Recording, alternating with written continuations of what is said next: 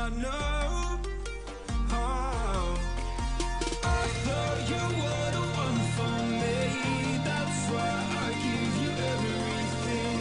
Held you close by the stormy seas. Oh, you meant the world to me.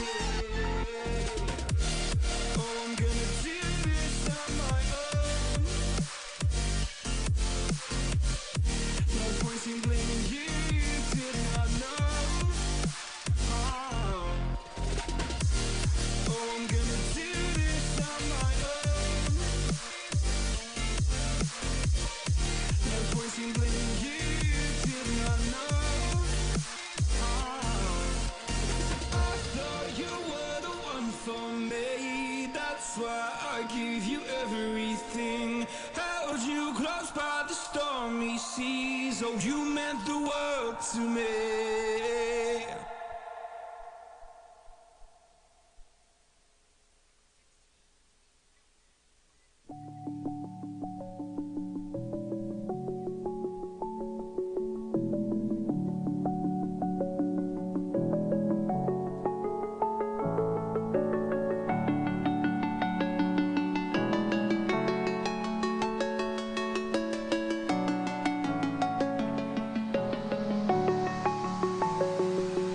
I'm alone, I'm a broken home. I gave you all the bricks that I own and know. I'm letting go, I'm breaking these walls down, breaking these walls down. If you want adventure, then fly to home. But if you wanna travel, then go alone. Yeah, what's the point in us if I never know? Yeah, if you're gonna leave, I'ma let you go.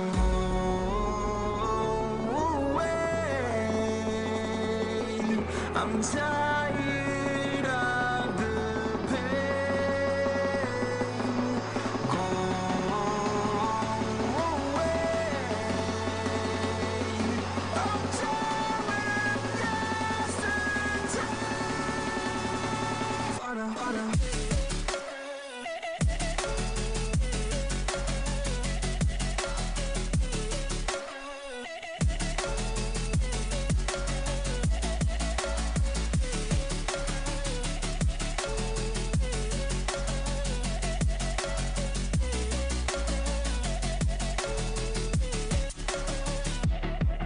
I fell where my demons dwell. My own little nightmare, I call it hell. Oh well, it's time to get back up. Climbing and climbing, I'm done with this ride, is what I tell myself, so I could feel something else. Yeah, I guess I had my bad days, but it doesn't mean I lost my style. Darling, where were you when my heart was on the ground? I thought time would prove that you would stick around. I guess time stands up, a king without his crown. Now I'm breaking, you're faking, girl. You never made a sound. Oh, wait, I'm tired of the pain. Go away. I'm tired of yesterday.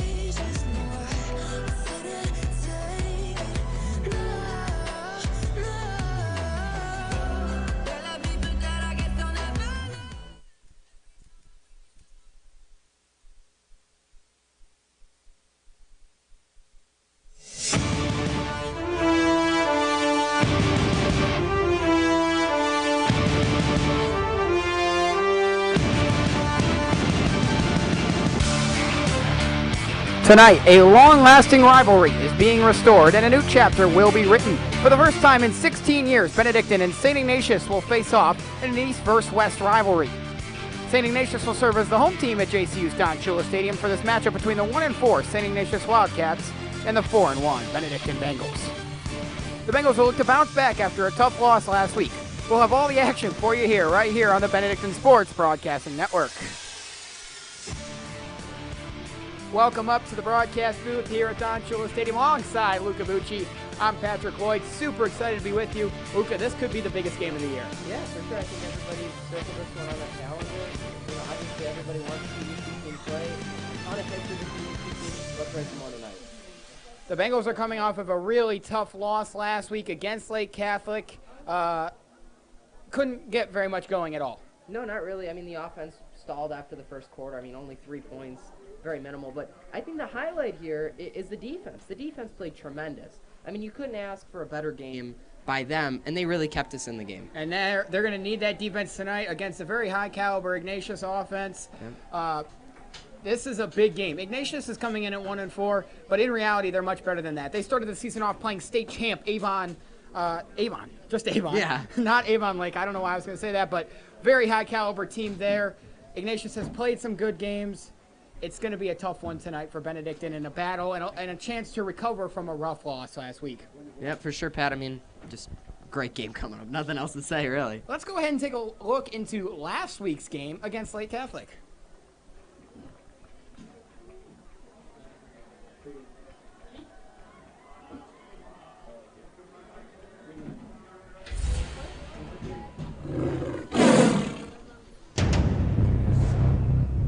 A huge completion here from lefty quarterback Max Pisano to Pete Malcheski. Got Lake Catholic on the board first here for a big touchdown. And Pat, this was the only touchdown scored all night. And they missed the PAT, which was huge. Then a nice completion here over the middle to Xander Smith, which set Nate Majors up for a 31-yard field goal attempt, which he drilled. And he's been great all year, Pat, kind of unsung hero as we talked about. On this next play, you'll see Pisano again. He's going to roll out to the far side. And then he heaves it down the sideline, and it is picked off by Kellen Donnelly. First pick of the season. And man, has he contributed a ton. NDCO game, he looked great. In this game, again, he's really doing a great job on the defense. Obviously a newcomer, he's doing a great job. This outside handoff wasn't going far thanks to Sean O'Connell. And he's had a great game. Tons of tackle for losses, and he's leading this Bengals defensive line. Then, at the end of the half, Antoine Smith gets a huge INT to end the half and send us to the locker room. And that put them out of field goal range, Pat. They were in, and a critical mistake there, and they come away with no points. Lake Catholic has trouble with the handoff on 4th and 1. Sean O'Connell makes the play, and the Bengals get the ball back. Hey, him again.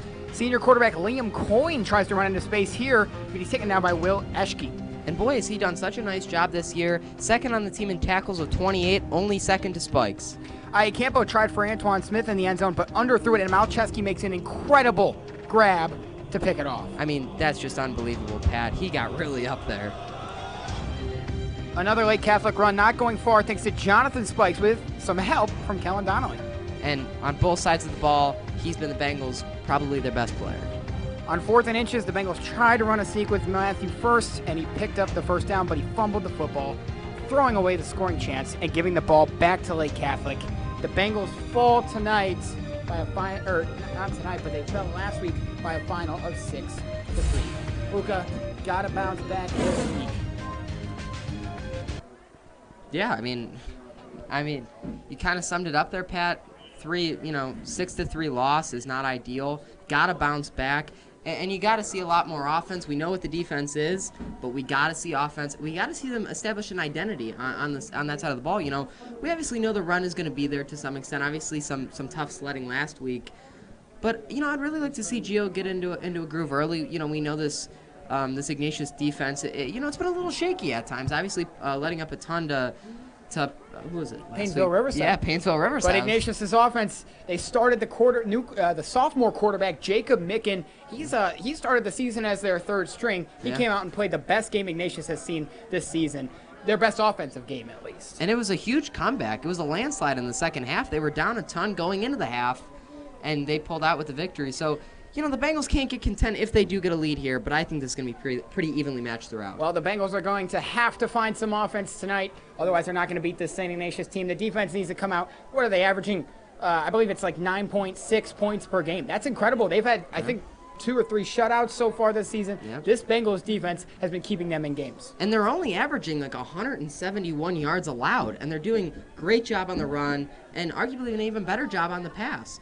But it's really the offensive side of the ball that they're struggling with. Only 105 through the air for Iacampo so far this year, and it's been the run that we've said they're averaging 150 on the ground, which, is pretty good for a run game. But it's the consistency, only averaging 3.8 last week on the ground per carry, as opposed to the 7 the week before.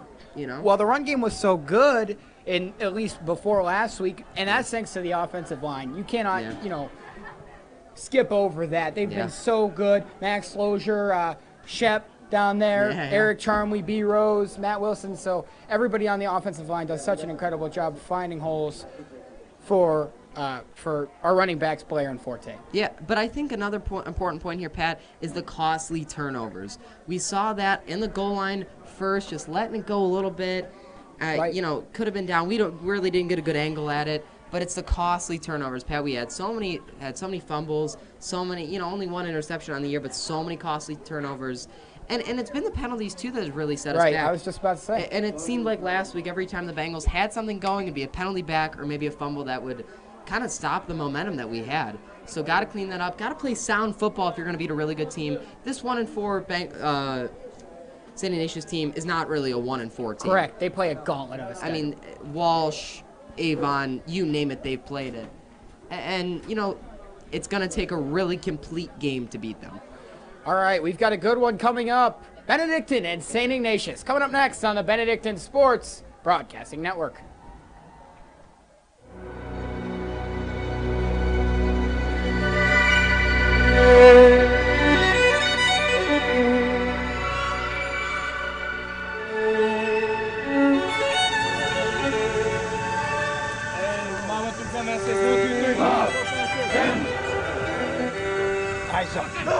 Eyes up, eyes up, eyes up. Not enough movement. Come on.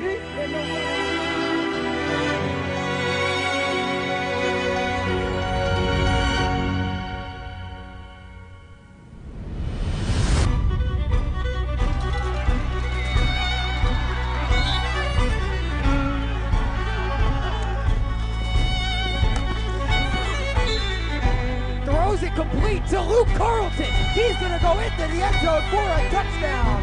Luke Carlton gets into the end zone, and the Bengals have taken a commanding lead in this game.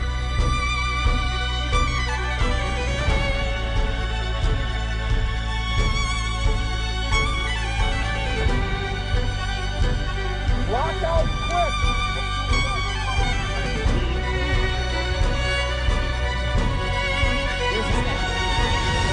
Takes a handoff, and he's taken to the ground by Tyrell O'Neal. There you go. Picked off by Antoine Smith. Unbelievable. Nick through the roof, and nobody in front of him. Antoine Smith, kickoff return touchdown.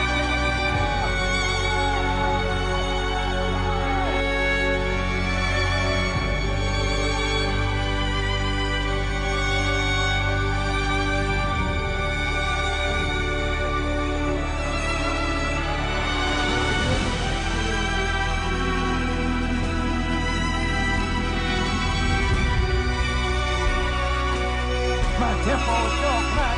Get down, everybody, get down. Eyes up, eyes up, eyes up, eyes up. All the way into the end zone for a touchdown.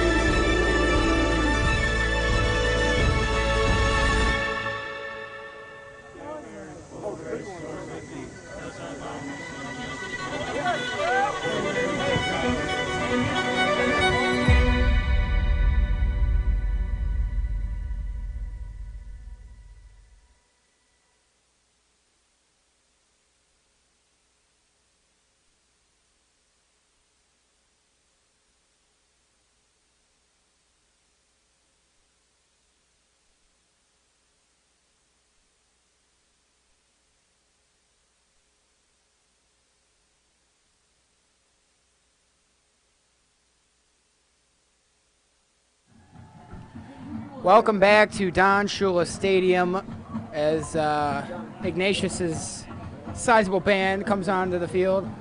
Luca, we just have to continue to emphasize how good the defense has been for Benedictine. They only allowed 211 yards last week. Yeah. Lake Catholic had so many chances, and realistically, without the defense, the Bengals aren't even in that game. Because the offense couldn't get it going.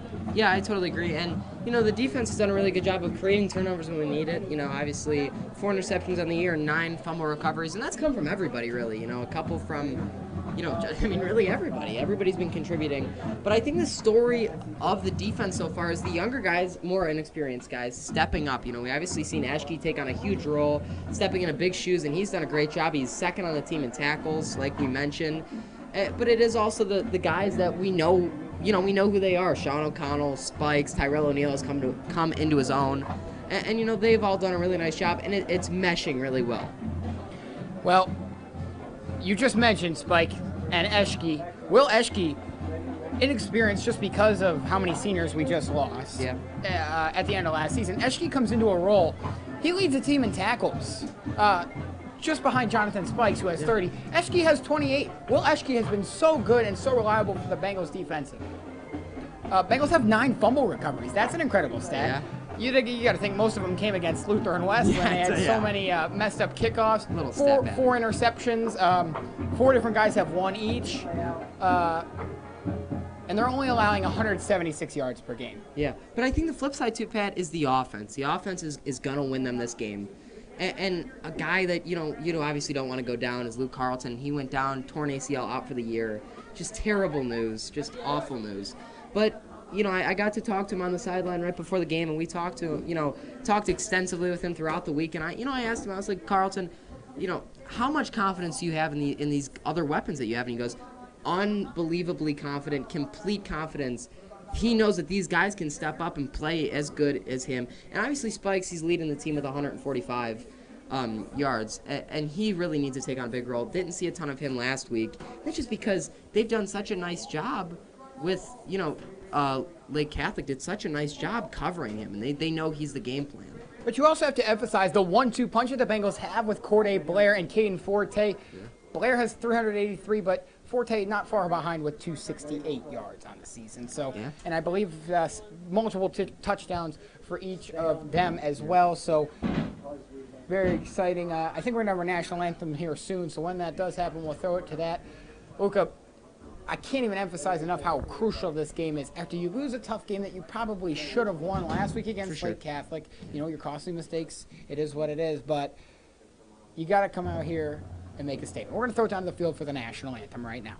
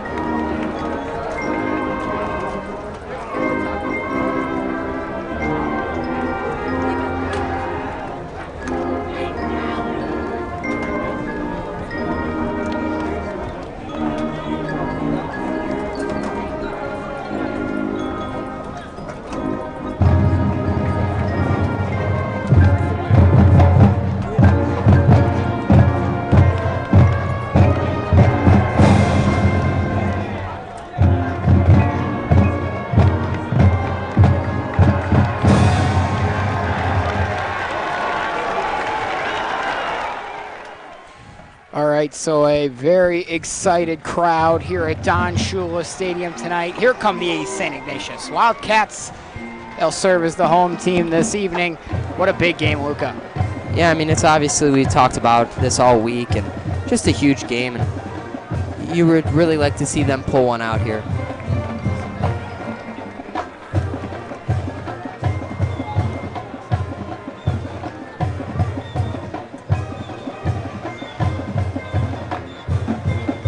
I know this is definitely a game that was circled on my calendar. For sure. For this season. St. Ignatius, I mean, what a football program. Obviously, head coach Kyle was, so good for them for so long. Yeah. Just retired recently. They've had some trouble under new head coach Ryan Franzinger. As we look into Ignatius a little bit more, they beat Riverside last week on the road 45-33. That was a good win for them. Jacob Micken threw for 257 yards and 4 touchdowns. He also scored a rushing touchdown late in the fourth quarter. Micken was accurate and protected the football. He went 16 of 21 in the win, finding 7 different targets and sharing the wealth. The sophomore will start again tonight against Benedictine. Obviously, the Wildcats with an even more chaotic quarterback situation than us. Yeah, a little bit, Pat. I mean, obviously on their third stringer, but I mean, he's been their best so far. Yeah, he's done a really nice job, is what I was going to say. And, obviously, I think we always kind of talk about this with First and Campo. And obviously, you could flip a coin, and they're both kind of the same. But I like them picking one over the other. And the Bengals are coming out here, Pat. Here come the Benedictine Bengals. But you had to give one of them the reins. You can't get a groove playing every two drives. So I don't mind the decision, Pat. And I would just really like to see Gio get more and more confident as the weeks go on. So the Wildcats started the season with Danny Chalhoub at quarterback, and he got hurt, had a rough go of it. Then Dane Donovan came in, also some precautionary injuries, some minor injuries all around. Jacob Micken gets the shot, and he's been incredible. And, you wouldn't have really expected that, even if you're him, coming into, your season as the third string and getting the start. Yeah, I mean, obviously, and they're playing great teams too, Pat. So it's not like, they're playing scrubs. So, this is going to be a really great test for both teams. I mean, this is very evenly matched, as in my opinion. But, there's just going to be so many kind of questions answered after this game for both teams here.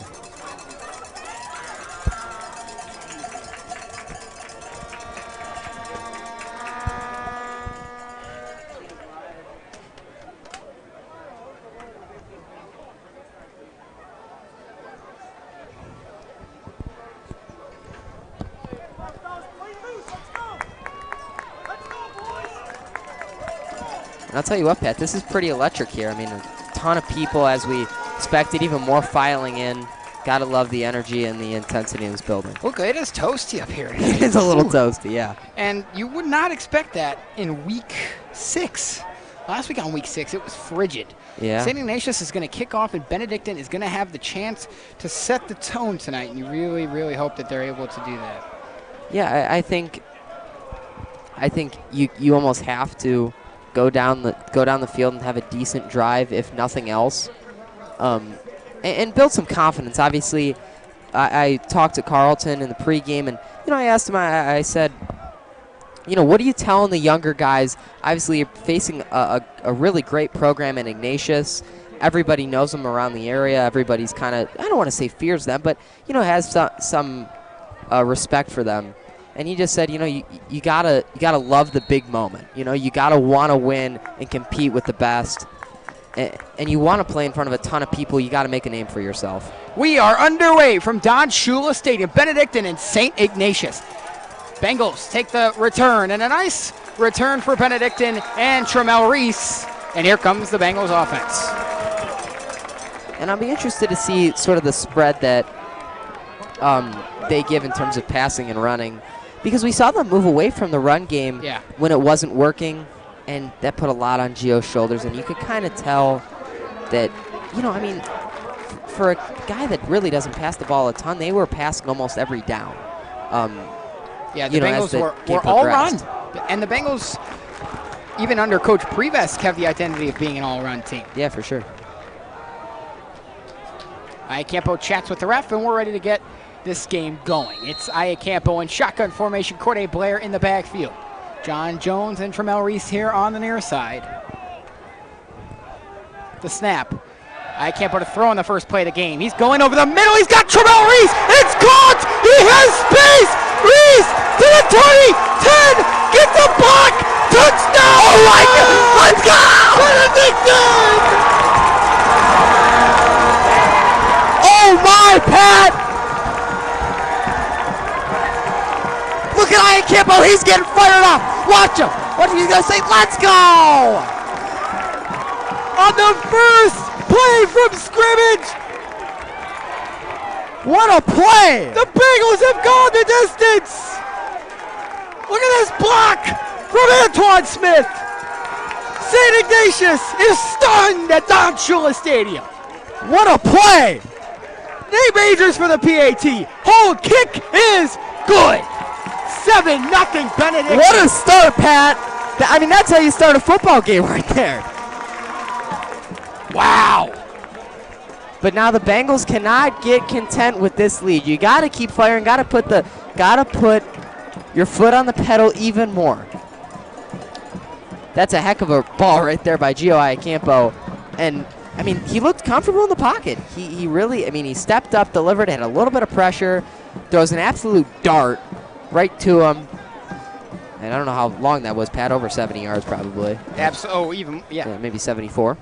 And I apologize for your eardrums. Me and Luca on the first play of the game fired up after that.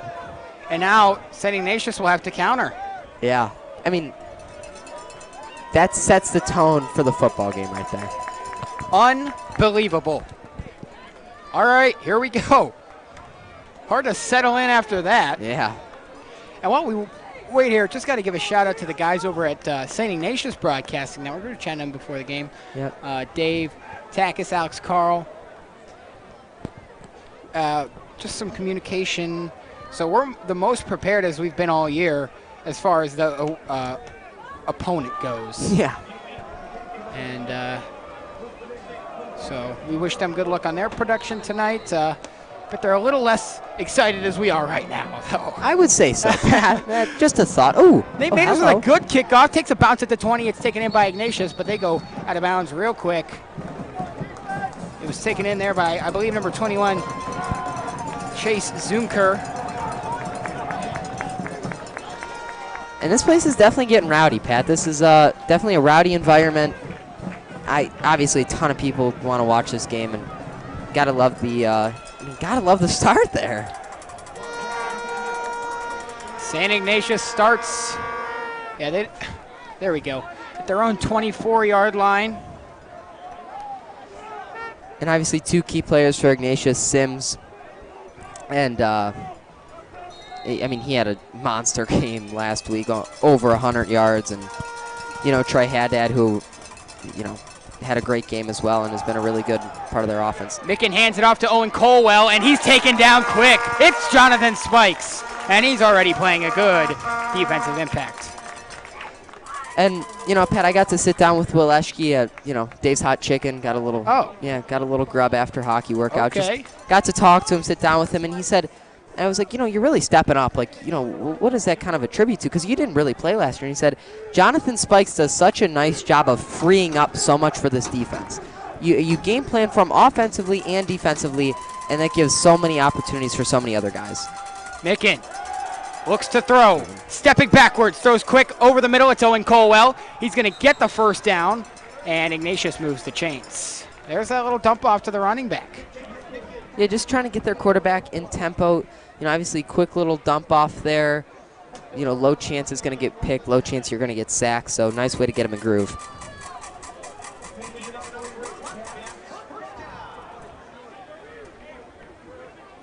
First and 10. Making shotgun formation again. Colwell to his left. 2 wide receivers down low, 1 up top. Motion now. The snap, making the throw again. He's going to go towards Colwell again, but it's incomplete. And there's a Bengal down. It's Antoine Livingston. And now there's 2 Bengals down, and this is not good. Antoine Livingston looks like he's in a lot of pain. And that gets... So does... Wow. It gets real concerning because, it's Antoine Smith as well. It gets real concerning because Antoine Livingston has suffered with injuries, had surgery in the past on his, I think, right knee. Don't quote me on that, but... I believe so, Pat. It was one of his knees. And obviously... But you hate to see this. Smith. And that's 2 of their best DBs against, 2 really good wide receivers. And that, it's tough, I mean, you're losing two really important parts of your defense.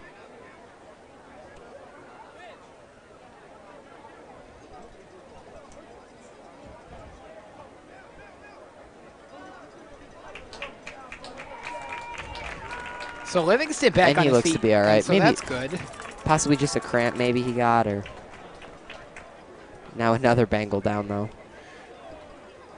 Right, so we'll wait to see the status of Antoine Smith, but Antoine Livingston looks to be okay. Frustrated, he throws his helmet down.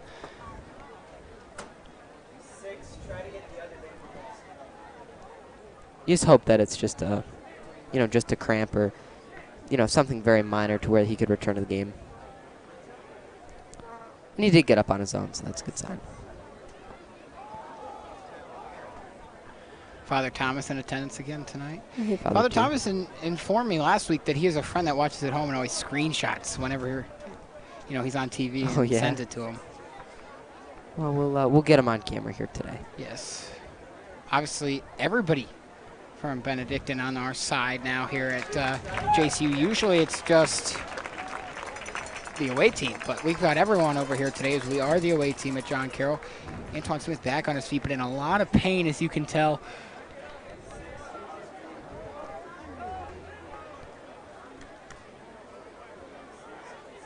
And you just hate to see that. Bengals defense will now have to come back out and try and, recover after you have Antoine Smith exiting in pain. It's going to be something with his right leg. Ankle probably, yeah. So a 2nd and 10 for St. Ignatius. They run the offense back out. Now at running back is number 3, Jake Babinski. And as I understand, we will see a mix of him and Owen Colwell tonight. So we'll see a little bit of both. Making in shotgun formation. Babinski moves from the left to the right side. The snap. Handoff goes to Babinski, and he's taken down. Gabe Dolan gets in there and a tackle for loss. And we saw him have a huge game last week. They're going to need him up front if they're going to want to stop this run game and obviously getting involved early. Cam Hill helped take him down there at the end.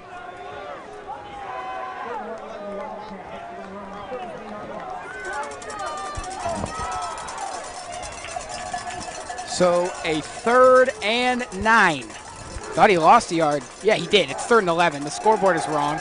Making a throw towards the near side. He's got Babinski. It's overthrown. Will Eschke there on the coverage, and he's fired up. Bengals force a 4th down on defense, and this defense continues to do what they do best. Yeah. I mean, he was on him the whole way. That would have been a really, really tough throw to make. Yes. And, I mean, really nice job. I mean, we obviously talk about him a ton in the run defense, but he's also not a bad, pass coverage guy. He's done well in the past. And Luca, this Bengals team coming out with some firepower. Yeah. Here so far. Unbelievable. When you play a team, with such a big name, you almost have to come out like this. Yes. And Ignatius, you got to think, while they do play a tough schedule, they scheduled this as their senior night. So I think the Bengals have to take some disrespect in that already, as Roberts comes on to punt, And a shorter punt takes a bounce, and it'll bounce past the 30 and keep going to the 25. And it worked out for Ignatius in the end. Yeah. Nice punt there. As I was saying, this is senior night for St. Ignatius. So the Bengals are looking to come out here and make a statement. Yeah. But, I mean, obviously Ignatius really doesn't have any gimme games on the schedule to really schedule. I mean, and from what I keep seeing from the Ignatius fan base, Riverside, Benedictine. Those are their 2 games that they're circling as basically must-wins and should-be wins.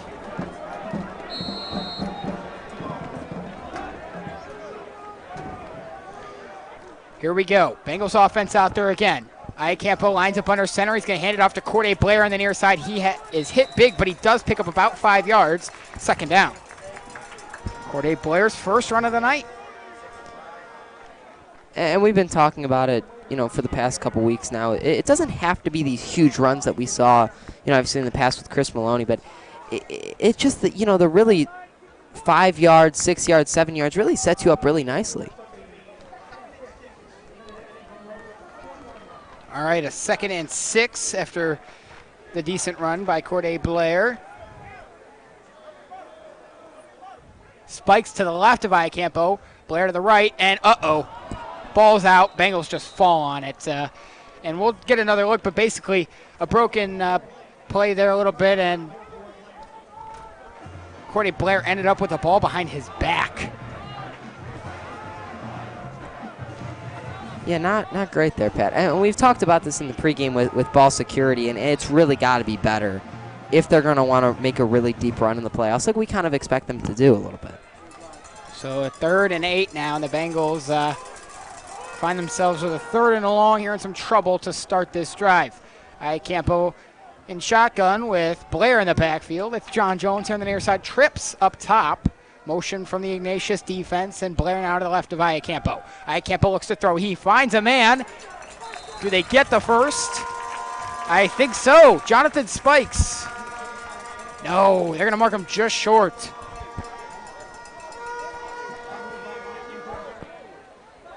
So a 4th and 1.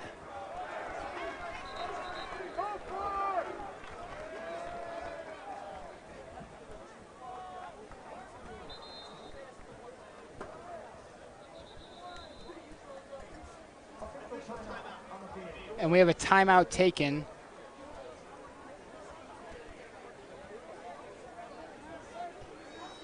Referee's talking about the ball spot.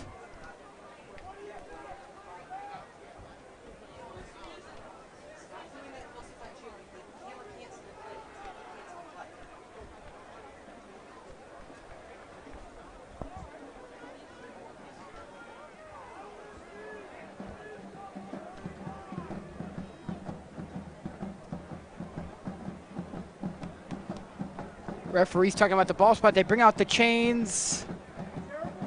4th down. But it is a 4th and short. And obviously they don't, some Bengals fans over here don't love the spot. Yeah. So.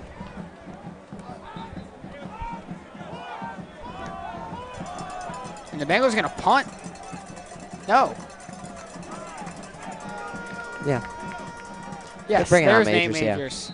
I think it's a about little too early to give up that much momentum and it there. is a 4th and very short, but Yeah. Bengals might have learned their lesson last week with Matthew First fumbling after they picked up the first.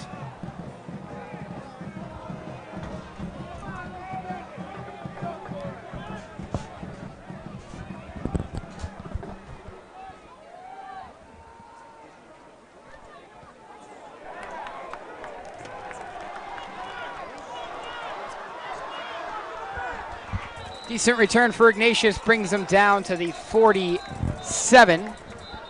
We apologize, had some technical issues, but Majors handling all the kicking duties for Benedictine.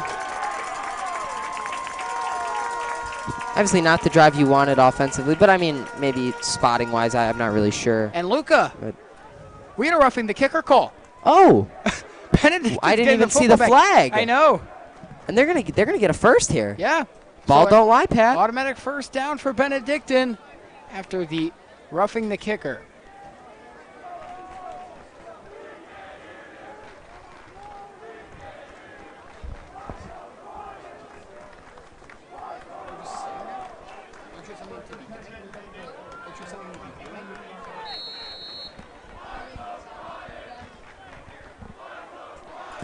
So a fresh set of downs past the 50 to the Ignatius 48-yard line, and the Bengals going to get another chance here on offense.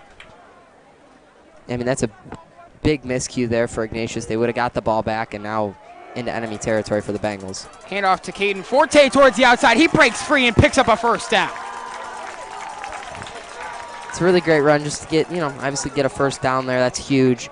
And I would really like to see more of the outside runs. There is a flag on the play. Maybe holding. That's what I would think too. Can't see though, Pat. They got it kind of blocked here.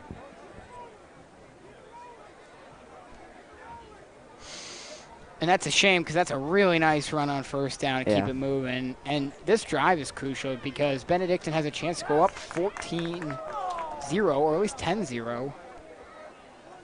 Get things, in control quickly. Not sure exactly what the call there was, Pat. They're not moving the... Looks like it's going to be still first down, though. Okay. Yeah, it's still going to be first down. Maybe offsetting penalties. Yeah. Not exactly sure. They didn't move... Can't really hear there, Pat, but... Yeah.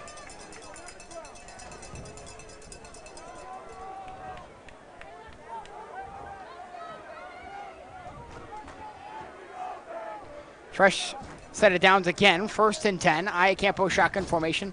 Another low snap. Trouble with it. Handoff goes hit the to ground. Forte, and And we've seen that a little bit. Trouble with snaps just a tad, and it's going to back the Bengals up just a tad.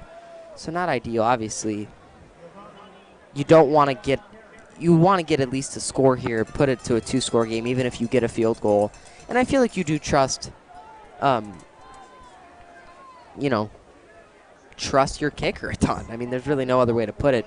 Majors has been really, really good, and obviously we saw him kick his first field goal last week. And, he drilled it. So, obviously the nerves will probably be gone for him. And I think you could give him the reins a little bit more. So, 2nd and 15. Iacampo in shotgun again. It's Jones here on the near side. We got 2 up top. Motion from Jonathan Spikes.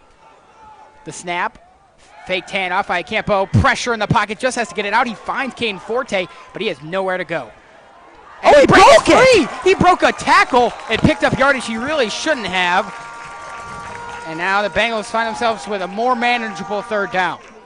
Sort of a broken play there, Pat, a little bit. Well, they got right through the offensive line. Iacampo just had to find something, and he was able to find Forte, who made a nice catch. I believe it was a design screen, but they didn't really get the blockers up front to really give him a ton of room. But that's a heck of a run. That should not have been a 7-yard gain. It really should have been, a loss of 7 maybe. But so now a 3rd and 8. Big play here for the momentum of this game. Forte to the left of Iacampo. Shotgun formation flag. And it looks like this is going to push the Bengals back. False start. I'll tell you what, Pat, the Ignatius student section is pretty big. Yeah, it is. Pretty sizable over there. Although that's normal for them. Yeah, I suppose.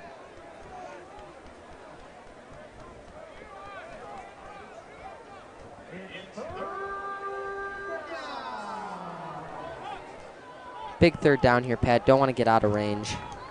Try to just get something, maybe close to the sticks, down possibly to the 30, and then you kind of have a little bit of a decision. But right. Big 3rd down. Here we go. Iacampo with Forte to his left. Shotgun formation, motion from Spikes. Iacampo to throw. He finds Jonathan Spikes on the near side. Got to break a tackle, and he does. Stays on his feet and trips and falls. He's going to be short of the first down, but it is decision time now. It's a 4th and short, Pat. So if they rush up to the line, maybe choose to stun him, shock him here, get up close to the line, don't let him get set, and, maybe get a little tricky there. And looking on the Ignatius stream over there, they're showing our student section, so that's nice. Yeah. Showing some love to Benedictine, and student section looks good. I know it's hard for us to see just because we're on the same side, but it looks pretty good from what I just saw. Bengals going forward on 4th and 2. Iacampo under center. Big play. Did Ignatius jump? No call. Benedictine fans wanted like that. Jumped. That's insane. And now finally a whistle and a timeout taken by Benedictine. Wow. It sure looked like he jumped twice there, Pat. Yeah, that's Well, while we have the timeout, Pat, I think you should tell us about Pizzazz. I'm going to. Okay, good. Pizzazz Pizza. Order now. We got a home game next week. Yeah. Against Louis East. Homecoming. Before you come to the game, stop at Pizzazz, located just 2 minutes from Don Shula Stadium. You can order their pizza by going to www.pizzazzpizza.com, or you can call 216-321-7272. Again, that's 216-321-7272. Pizzazz Pizza, proud sponsor of Benedictine Athletics.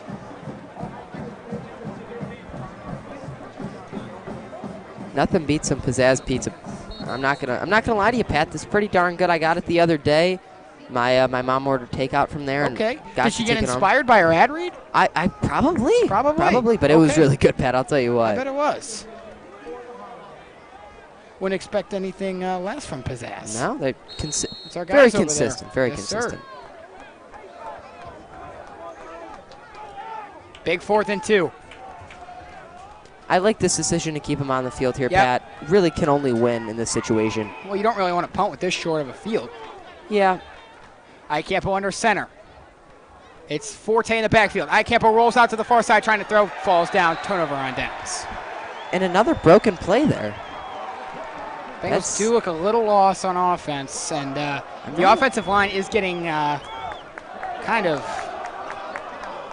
challenged by this Ignatius D-line. Yeah, I'm not really sure what went wrong there. I not sure if there was supposed to be a handoff there or what the deal was, but in any case, turnover on downs. But still a ton of field left for Ignatius to cover. 1st and 10 for St. Ignatius. Offense had some trouble last time out. Micken in the shotgun. He's going to hand it off here. And a nice run from Owen Colwell is going to get them just short of the 1st down. And that's a nice burst right up the gut there.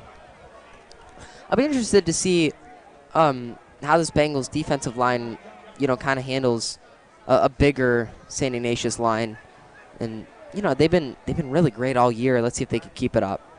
2nd and 2. Micken in the shotgun again. Haven't seen him under center yet. Hand off here to Colwell. He's going to try for this near side, trying to run around all the Bengals, and he does for the 1st down.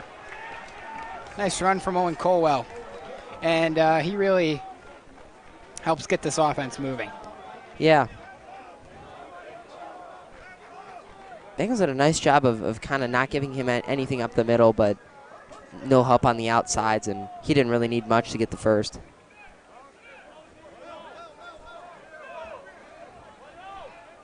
Fresh set of downs for St. Ignatius, making in the shotgun again. Motion here from Haddad, making a throw. He finds a man over the middle, and it's caught. 1st down, St. Ignatius, still on his feet. Down to the 30-yard line is Luke Sims, and St. Ignatius offense has found their identity here. And probably their best player on offense, Luke Sims, obviously a player to watch for them and for the defense to watch. So we'll see how they kind of handle that.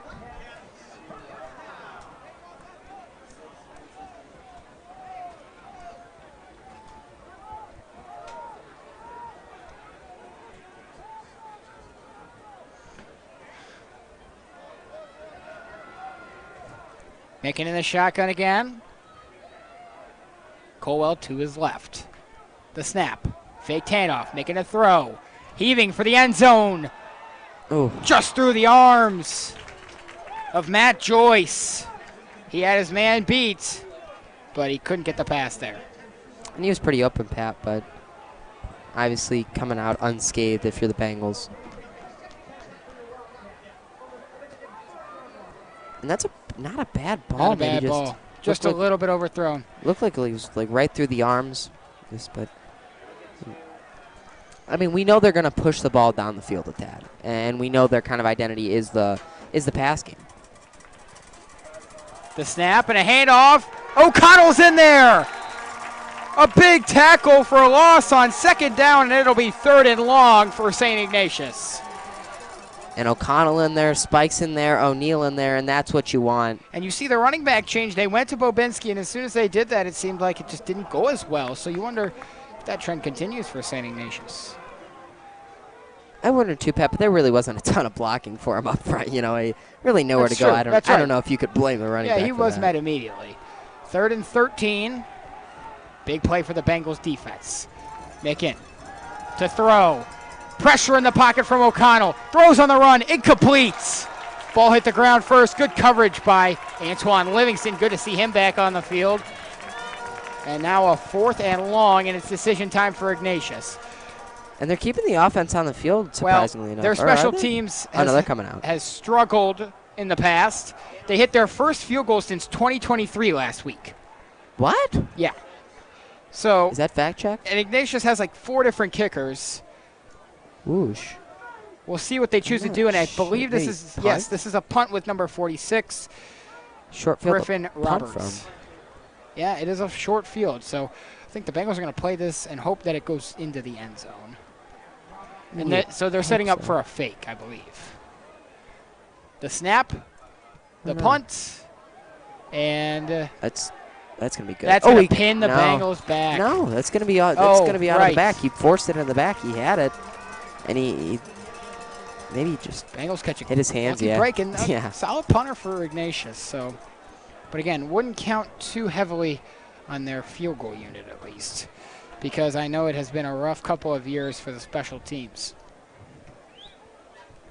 Yeah, Pat. Obviously, a really hot start, and then 2 drives that really didn't. Well, 1 drive technically, but they got lucky with a roughing the kicker, and then drive that just kind of stalled on a turnover on down. So, would really like to see the Bengals do a nice job of pushing the ball down the field this drive, and have some confidence. That we've seen the big play a ton so far. Campo's out there with Corday Blair to his left. He brings O'Connell in motion. 2 receivers up top, 1 down low. The snap. Campo. Faked handoff. Pitch to Tremel Reese. Reese towards the near side. Breaks 1 tackle. Is taken down after a pickup of probably 1 or 2. 2nd down. I like the trickery there, Pat. I really like them getting creative. Not obviously the result that you want, but when you look at an end around or however you want to put it, or reverse, you want the defense to go one side, and then you have all this open field, whereas Ignatius really didn't sway to the other side of the field. They kind of stayed put, and, obviously they're outnumbering on that side of the field when, you're not expecting anybody to be there, really. And to be honest with you, Luke, this Ignatius crowd, not much bigger than a normal Benedictine Friday night here. No, I don't think so, Pat. Campo to throw. He has a man, and it's Reese, but great coverage by Jay Sean Thomas. And now a 3rd and long. And this is where you got to be a little cautious here, Pat, because you don't want Campo to force a ball here, because we know this Ignatius defense can't come away with the turnovers. Right. And against Pick North, yeah, that was where their points came from, was the defense. Yeah, Pat, you're picking up on a button down here. No pun intended, Pick North. Yeah, exactly. Okay. Yep. Mm-hmm. All right. Anyways, even if you come away with a punt here, as long as it's not an interception and doesn't sway the momentum a ton, I think you're okay. Campo in the shotgun. It's Blair in the backfield. 2 receivers down low and 2 up top. Blair now moves to the left of Campo. The snap. Campo to throw. Pressure in the pocket. Spikes it off the line. 4th down. And this Ignatius D line is showing their size, because they are really getting to the quarterback quickly. Yeah, I mean, they're getting a ton of pressure, and they're collapsing the pocket, so Campo can't even step up. It's just kind of all collapsing on him.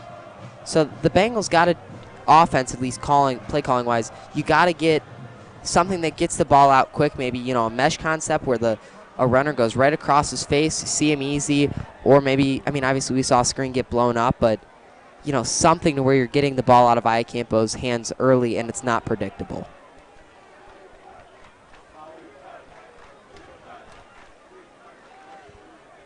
Nate Majors to punt. He takes the snap. A good punt. It'll go past the 50 and taken in at about the 47. Good return from Ignatius towards the far side. They have some space. Down the sideline. Flag flies in. But pending the flag, Ignatius is going to have incredible starting field position. We'll take another look at that, Pat. That's not a bad punt by Majors, but no. I would think it's probably going to be maybe a block in the... I don't know, Pat. There really didn't look like a ton of Oh, maybe a block in the back there on the end. I'm not really sure, though, to be totally honest with you. I believe this, is it going to come back? I don't know. Looks like it is, Pat. Yeah, it's on Ignatius. This will push him back a ton. So instead of being into the red zone almost, they're at their own 40, which you know, they haven't, they moved the ball a good amount, but not anything substantial. Obviously, still no points on the board for them. Ignatius will start at Benedictine's 40-yard line. Their offense has struggled, and the Bengals' defense has been able to come through. That's a good way to put it, Patch. You know, they're coming through when it matters. And then that's been the difference in... And it doesn't matter how high caliber of an opponent you're playing. Yeah. Making in the shotgun again. It's Colwell in the backfield. Fake handoff, making a throw. He's going to look downfield, and a flag comes in. There's going to be a pass interference, I believe. There was a ton of tug. Cam Hill is down on the field. Man. But overthrown. That's definitely going to come back there, Pat. I mean, he is tugging on the jersey pretty hard, so. I mean, Ignatius is trying to stretch the field a ton, obviously trying to find Haddad on that play, but they're also, you know, the one chunk play they had with Sims, you know, wasn't anything, like, it wasn't a crazy, you know, go route or anything like that. It was just a sort of a simple sit-down route where he's sitting in the soft part of the zone, and I mean, they found him, and he picked up another 10 after the catch, which Sims has done a great job with yards after the catch. I mean, last week, obviously, he had a huge game, and most of that came after the catch. Cam Hill went down quick, and he really didn't move much after that happened, so that's obviously concerning. And we see Twan back on the sideline right there, Antoine Smith. So, you know, you obviously got to hope that he's just trying to work out whatever the issue was, it seems. Trying to put, you know, weight on that gradually. Look at that Ignatius student section. That is a pretty big student section right there, Pat. They really showed up and showed out tonight. Yeah. That's like probably our entire student body right there. I mean, whew. Like that actually might be our whole entire student body. Not far off, I'd bet. Well, there's some girls in there. That's cheating. Yeah. That's Ignatius football games. That's just how it is. But regardless. And Cam Hill, Kyle Roberts just picked up Cam Hill, and he is single-handedly taking him off the field. So. Oh wow. This is. Oh my. Coach K-Rob slightly flexing here as he takes Cam Hill off the field. And you got to wonder what's wrong. Obviously concerning that Cam Hill unable to get off on his own power. K-Rob takes him all the way over here to the bench. Man, he picked him up so easily. That's impressive stuff there. That is pretty impressive. Okay, we'll get back underway. We'll try to give you updates on Cam Hill. First down for Ignatius. It's Micken. Motion in front. The snap, making a throw. It's complete.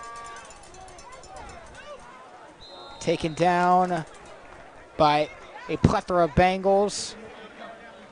And that's a nice job to wrap up. Obviously, we just got done talking about his, you know, yards after the catchability, and that's a nice job there just to wrap up. I think that was...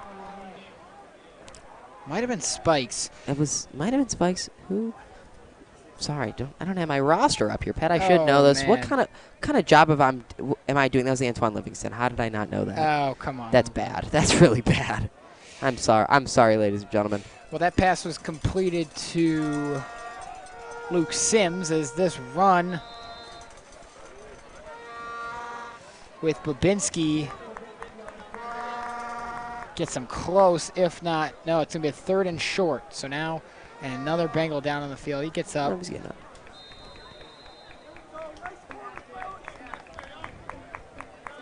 That'll take us down to the end of the first, Pat. Okay. End of the first quarter. It's been an interesting one, to say the least. Kind of looking like last week a little bit, lack of offense. We'll step aside. Your score, Benedictine 7, St. Ignatius 0. You're watching the Benedictine Sports Broadcasting Network.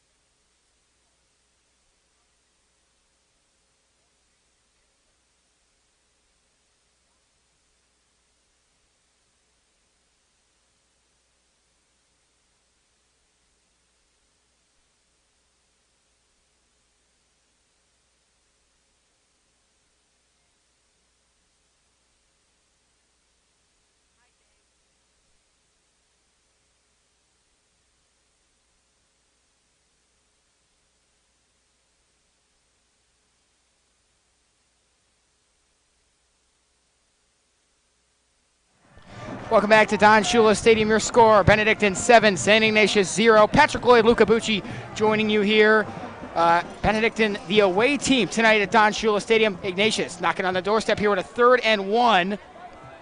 Trying to pick up the first down. The run here towards the near side, and they get the first down. We saw a different quarterback. It's Dane Donovan in the game now for St. Ignatius, so wonder what the difference is here and why we are now not seeing Jacob Micken, but Dane Donovan getting the snaps as Ignatius picked up the first down there on the last play.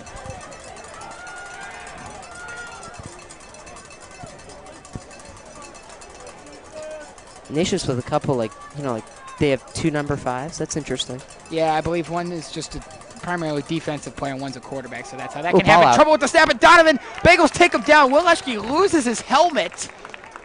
And Wileski with a huge play right there. He's going to have to come out of the game because his helmet came off. Yeah. But that's a really nice play there by Eschke. Just obviously a little hesitation, and he does it right there. And to the new linebackers, I mean, they're not really new because it's 6 games of the season here, Pat, but relatively new. Sonny Arrieta and Will Eschke in there, so big play right there. Oh, Pat Shea coming in the game here to play linebacker. Haven't seen a ton of him so far. We've seen him primarily used as a fullback and tight end, so we'll see what he can do defensively. 2nd and 14 for Ignatius. Micken back out there. He's got Babinski to his left. The snap, Micken to throw again. He's going to find Babinski on the near side. Wrapped up there by, that's Antoine Livingston, but a flag came in. Not sure what this could be on, Pat. Let's take another look at that. That's a nice way, just a nice little dump off there, but an even better up and field tackle. That's what you want. If he doesn't tackle him there. Jeez, it was a tongue twister. That's probably going for a touchdown. This is pushing Ignatius back. Must have been a holding call or something along those lines. But Ignatius backing it up. Good call, Pat. Oh, pass interference. Oh, wow. And Antoine Smith still on the sideline, still trying to work out maybe a calf injury possibly with the foam roller. Now, just keep mentioning him because he's such a vital part of this secondary for the Bengals. And we have, obviously, they do have a good amount of depth in that aspect, but he has been so good and for the last Carlton 2 years. Down there with him as well. Yeah. And it is just so ashamed to see him go down in your senior season. It's honestly a heartbreaker for the kid Luke Carlton. Yeah, many might have saw his Instagram post. Not gonna lie to you, Pat. Shed a tear to that one. That really, man. really. I held it together until the last line. I was like, man, couldn't happen to a better kid. My podcast co-host. Oh yeah. Love the guy. So we have a 2nd and 29. Wow. This is insane. You thought Ignatius was gonna score now. Some trouble making a throw. He's gonna go short. And the Bengals nice play by Eschke and O'Connell. It was complete to number 89. That's Charlie Blasco, the junior tight end. And I'll tell you what, Eschke and O'Connell have been huge game breakers so far this game. Obviously, Eschke getting in there first, or O'Connell getting in there first, and Eschke finishing the job. Really, really well done. So a 3rd and 32. Jeez. 3rd and a country mile. Bengals just keep him out of field goal range, although we don't really know what that is for St. Ignatius. Well, I mean, the difference between that and the 20 is a heck of a long way. Timeout maybe. Timeout taken by Benedictine. So, Luca, why don't you tell us about our campus tours? Our campus tours, Pat. Really exciting stuff here. Take a deeper look into the beautiful campus of Benedictine High School during this fall's campus tours on October 1st from 5:30 to 7. You can see all that Benedictine has to offer. Visit cbhs.edu/admissions for all the information you might need. And I'll tell you what, Pat, a lot of campus renovations going on right now. Oh, man. New cafeteria opening Monday. Let's get it going here. We walked through it yesterday, and it is honestly insane to say that is the same room that we were eating lunch in before. It's gorgeous, Pat. It is incredible. I can't wait for all of you guys to see. The new cafeteria opens on Monday, and it is the buzz around Benedictine. And senior lounge in the back of there. Of course, that's what you like. Sweet. Got the new TVs I mean, in there. It's really gorgeous. Nice. And the outside seating for lunch, so the weather's nice to go out there. And obviously we got our courtyard redone in the past year, a couple years since I've been there, since me and you have been there.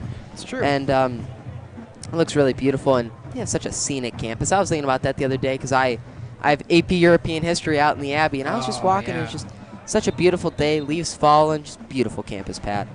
Well, I hope everybody comes out to see the campus. You know, I got to talk about our admissions guys. I was talking to him yesterday, and I said, you know what I'm going to say on the broadcast? What? It's those guys that made the difference between, at least for me, going to St. Ignatius and going to Benedictine. Oh, Pat. Oh, Pat. Oh, stop it. Oh, stop it.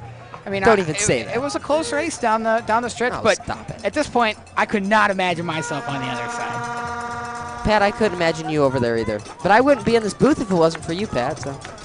Well, there we go. Micken, shotgun formation on a 3rd and 32. Just has to heave it. And he overthrows Trey Haddad, 4th and a mile. Oh, wow. K-Rob down there on the sideline saw him screaming.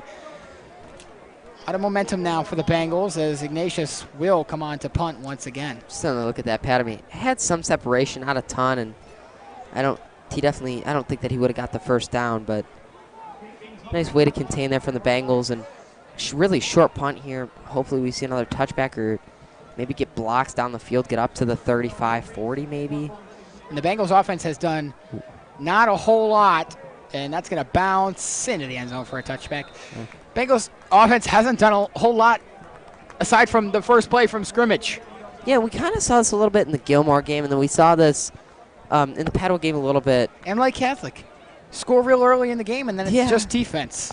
Yeah, and you can't have that mindset every game, Pat. Correct, and it's boring for us up here in the booth. I'm never bored up here in the booth, Pat. That Padua game, man. Whew, that was and the Lake Catholic game. I mean, we had scores on back-to-back drives, and then the defenses were just getting turnovers for the rest of the night. Well, I thought the Lake Catholic game was going to be a barn burner, Pat. I was like, oh, this is going to be a little bit of a shootout here. And no. And I was out after the game, and somebody was talking about, Benny versus Lake Catholic game. It was a snooze fest. It was a little bit, Pat. It was a little bit. And I was like, let me tell you about that. I was actually there, but I didn't talk to him. You know me, I was not going to just go talk to this random guy. Anyways, nice run with Corday Blair on first down. And obviously we've seen the Bengals try to pass the ball a ton, and I see some miscues. But, Benedictines really got to get back to the bread and butter. They got to get back to the run game, set up the play action, because once you set up the run game, you're going to keep a defense really, really modest. Oh, there's Father T. There's our guy, Father Thomas. He's even got himself a sideline pass. Wow, look at him. Mr. Official down there. Yeah. 2nd and 5 after Blair picks up 5 yards on first down.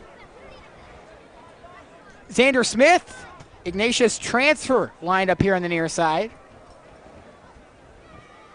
The snap for Campo. He's going to look for Xander Smith. Over the top. He's got it! What a catch by Xander Smith!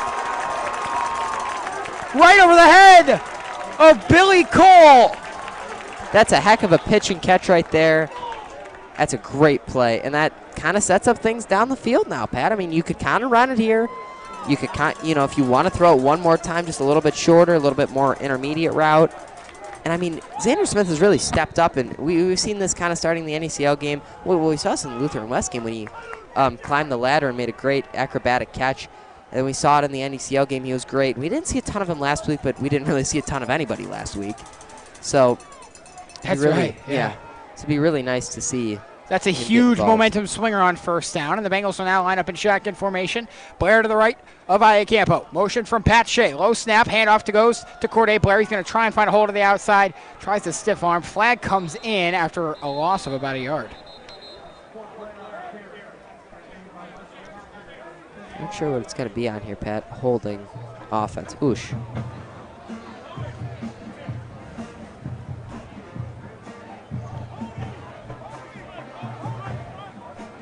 So not what you want to do there, Pat. Obviously, kind of sets you up. I mean, that's a really difficult, obviously, from 1st and 10, now you're going all the way back to, 1st and 20. So, got some meat on this bone.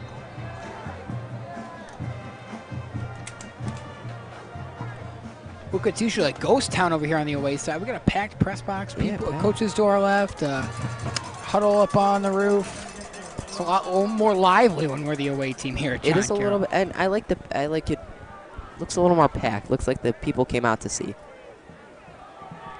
Motion here from Spikes. Iacampo takes the snap. It's a handoff to Blair. Blair runs right into that Ignatius line.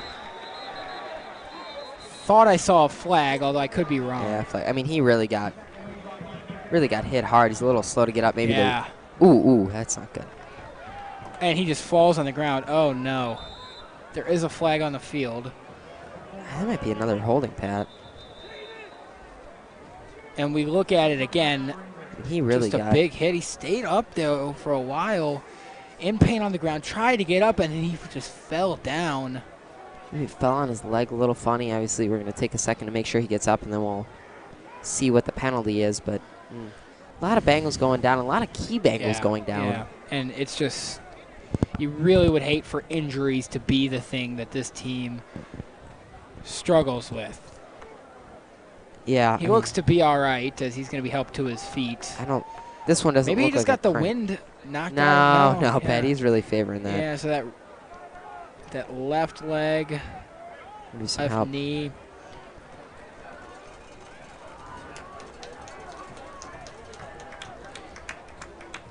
As we'll wait for the ball spot. I mean, depending on the way of this penalty, the Bengals could find themselves a really long. Yeah, 1st and 30 is going to be the marking here. Wow. No. Okay, so the scoreboard says that. That's wrong. Because now the chains say 2nd down. It's going to be 2nd and 20, I think. Yeah.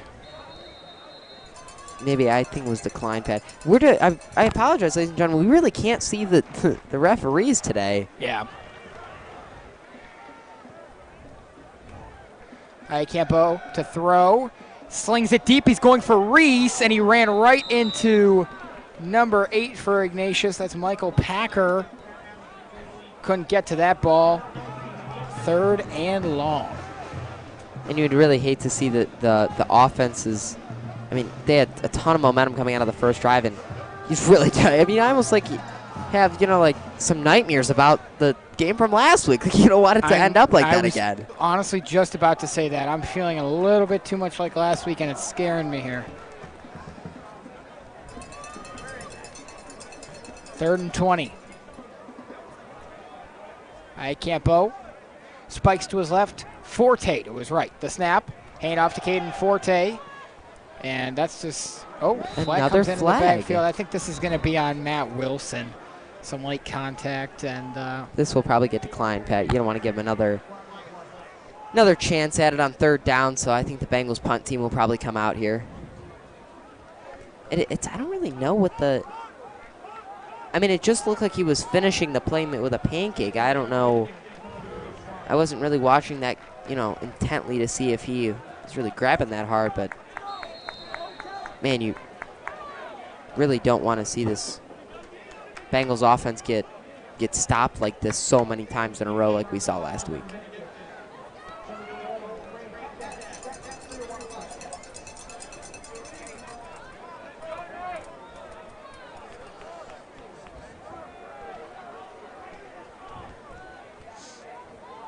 Majors punt. That's a good punt from Majors.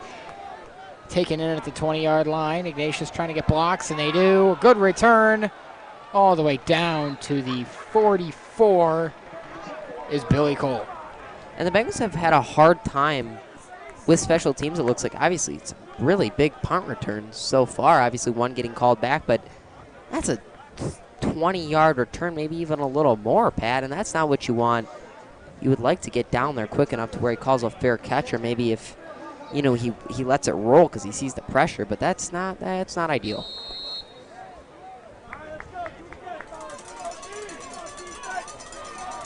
And you already feel a little concerned just because the offense gets it going quickly, and now it feels like last week again, and that's where it went badly. The snap, handoff here to Colwell, and he gets probably 6 on the play, 2nd down. That's a good run. Yeah. Colwell's been real good for Ignatius tonight. Yeah, and Pat, you know the Ignatius offense is going to catch a groove here sooner or later, and they're going to put, 7 points is going to win a ball game. There's really no team that you're going to. It's Padua. Unless you're Padua. Got to be careful what I say. Micken pitches it to Colwell. Colwell finds a hole. First down, St. Ignatius.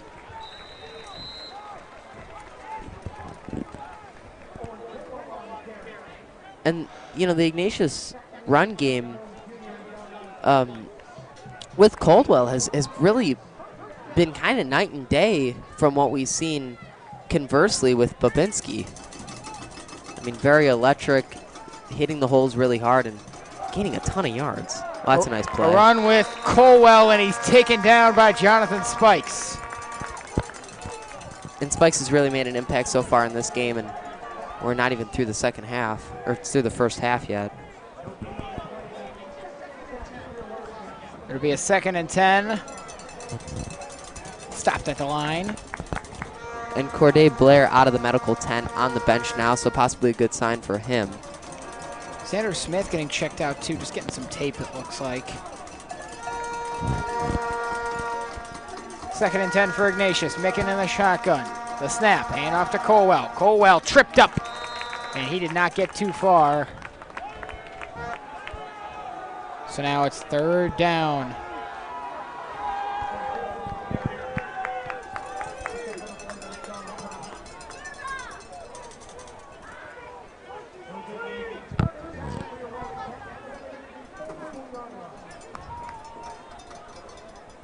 A big 3rd and 10.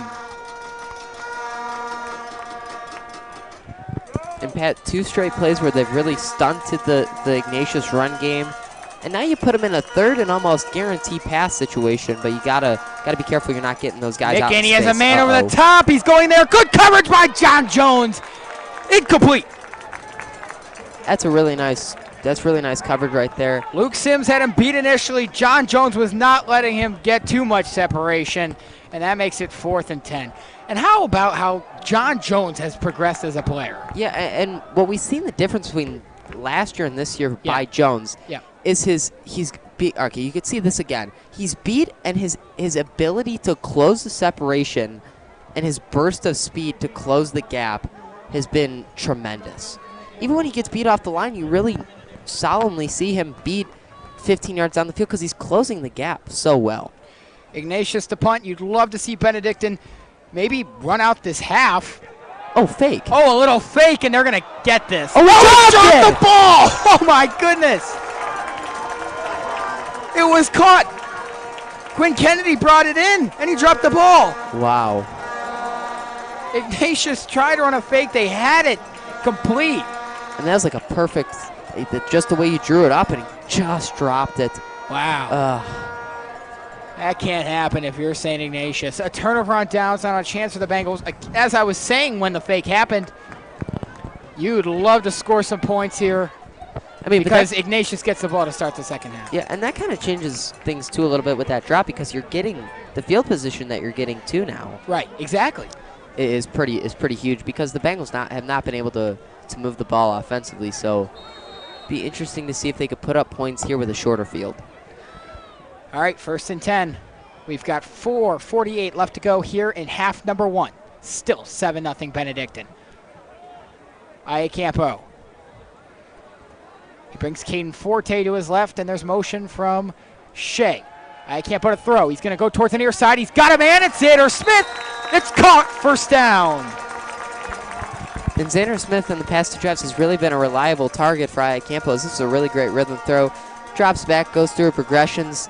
Nice little out route there.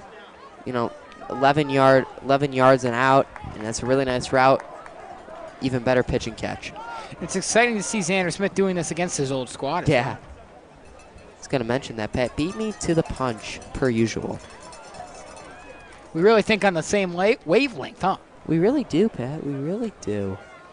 All right, here we go. 1st and 10. Forte and out of the right of Iacampo. Motion from Pat Shea. The snap, low snap, hand off to Forte. Forte gets about 4. 2nd down. And I have to say, the defensive line for Ignatius has really done a nice job of closing the holes very, very quickly.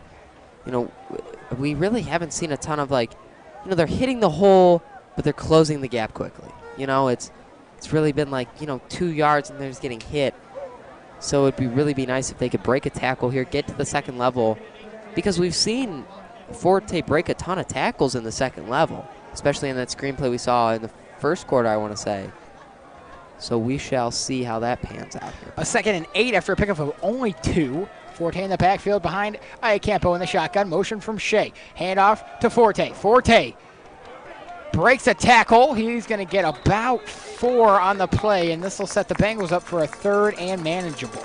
Hey, Pat, I just said it. If he gets to the second level, he might break a tackle. Predicting the future out here. 60% of the time, I'm right every time. It's going to be just a 3rd and 2. Big play here for Benedictine. Why did we lose camera 2?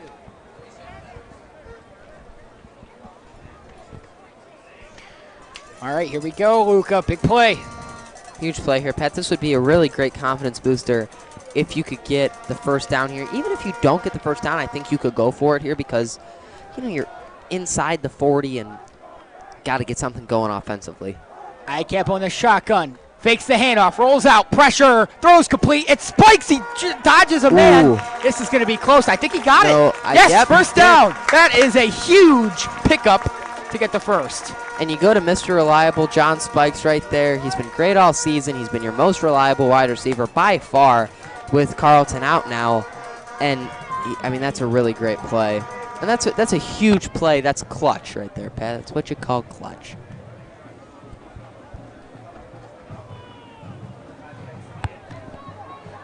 Fresh set of downs for Benedictine. They've got 2 minutes, 21 seconds. You don't mind going to Nate Majors here if you have to. No, I don't think you do, Pat, because then it pushes to a 2-score game. And that's huge the way the defense has been playing. Hand off to Forte again. He's going to get about 2. Second out. But, Pat, you kind of do have to be a little cautious of the clock. Obviously, got to stop it here, but you have to be cautious of the clock because you only have 1 timeout, Pat. I don't want to say you wasted, but you blew 2 timeouts. And, you know, you got to make sure you're being conservative with the clock. Obviously, you could run it a little bit, you know, if you get a close, if you get a, you know, maybe like a close 3rd down, you could run it because you have that timeout. Got to make sure you're getting out of bounds and kind of pushing the ball because you don't have a ton of time. Ignatius takes a timeout. They have 2 remaining. Benedictine with 1, as you just mentioned. Ukar Fall Open House, November 2nd. Yeah. Event begins with Mass at 10 a.m. in the Abbey Chapel, followed by the open house at 11. Come see all that Benedictine has to offer. Go ahead and visit cbhs.edu/admissions for more info.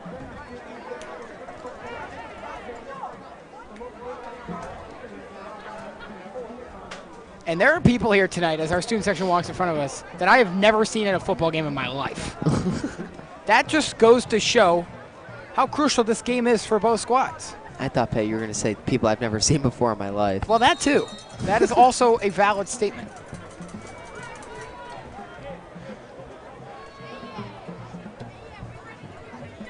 I don't know where the student section's going. The Bengals are going to score here before the half. 1:45 to go. 2nd and 7. Iacampo to throw. Looking. Nowhere to go. Rolling to the near side. Ooh. Throws, and it's almost picked off. And there's Quinn Kennedy. Tried to make up for his mistake, dropping that fake that Ignatius had last time out, and another mistake there as he almost had that pick. But that was fired by Iacampo. Pretty nice play, though, by him, just kind of contain the outside, not give him any room to run. And I think he knew he would like that one back. But now you're in a 3rd and 7, and I think if you don't get the first, you got to go for it because I don't know that you trust Majors to hit a 40-plus yarder. Yeah, this would be tough. So that would be kind of a tough ask from a guy, but got to get something here, Pat. Iacampo brings Forte to his right. He's going to try to throw. Pump fake. Throws over the top. It's caught! Jonathan Spikes stays on his feet. He's to the 10. First down, Benedictine. Jonathan Spikes is moving the chains. And that is a big completion over the middle. What a throw by Iacampo. Spikes wide open, and that's big. It's going to be 1st and 10 just outside of the 10-yard line, and Benedictine knocking on the doorstep here again with 1:22 left to go. Iacampo in the shotgun. He's got Caden Forte now to his left. The snap. Iacampo to throw. Tries to go over the top for Xander Smith, and he just never got open. Ton of tugging, right? But inside 5 yards, obviously, but still a lot of contact there. And I don't mind that play because you're giving your wide receiver an opportunity to go up and get the ball. And we know that he obviously has the length and the athleticism to go do so. 2nd and 10. Bengals clock not really an aspect at this point. And Luca, you can kick a field goal here if you want. Yeah, I think that's definitely a possibility if you want, because you trust Majors. I mean, within 20 yards, I think you trust him a ton. The snap, Iacampo hands it off to Forte. Forte plowing up the middle. And the pile just keeps getting pushed down inside the 5-yard line. It'll be a 3rd and about 5 now for Benedictine. And look at Shep on the tail end of this play. I mean, he drives him all the way into the end zone. Oh, you didn't get him. He drived his guy all the way into the end zone and pancaked him. And you want He's had a good game so far. And you want to assert your dominance on the line of scrimmage, because a lot of games are won and lost, like we saw last week. Yeah. On the line of scrimmage. So Bengals find themselves with a 3rd and 5.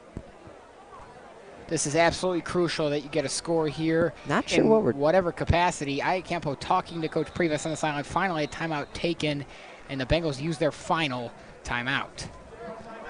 Not sure what the... Maybe like 19 seconds left on the clock. I'm not really sure what the... Is the strategy here to just run the clock down and take your field goal? Well, it is. Is it 3rd down?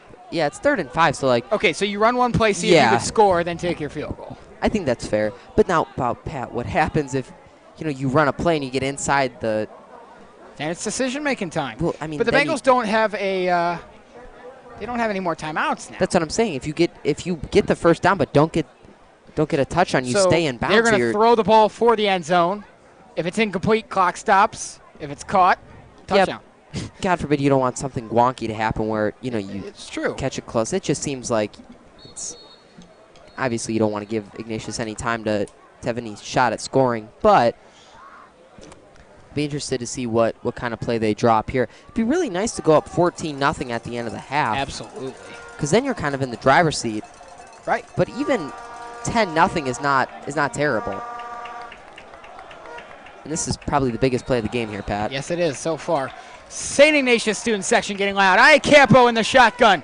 Blair to his left. Here we go. The snap. Iacampo fakes the handoff. Looks for something. Pressure in the pocket. Throws for the end zone. Just out of the hands of Caden Forte. And that'll set up a 4th and 5. And here comes Nate Majors. And I think that's fine, because I think that's what you want to do. Obviously, maybe I don't want to say a broken play there, Pat, but not what they were looking for. They try to go bootleg out to the left and wasn't really there. So Nate Majors will come on. And Nate Majors with a 23-yard attempt. He's 1 for 1 so far this season. Looking to extend this to a 2-possession lead. Owen Slemps will be the holder with the absence of Luke Carlton. Snap, hold, Majors kick. It is good. Nate Majors knocks it through and makes this a 2-possession game here right before halftime. And he stays perfect there, Pat. He's been really great.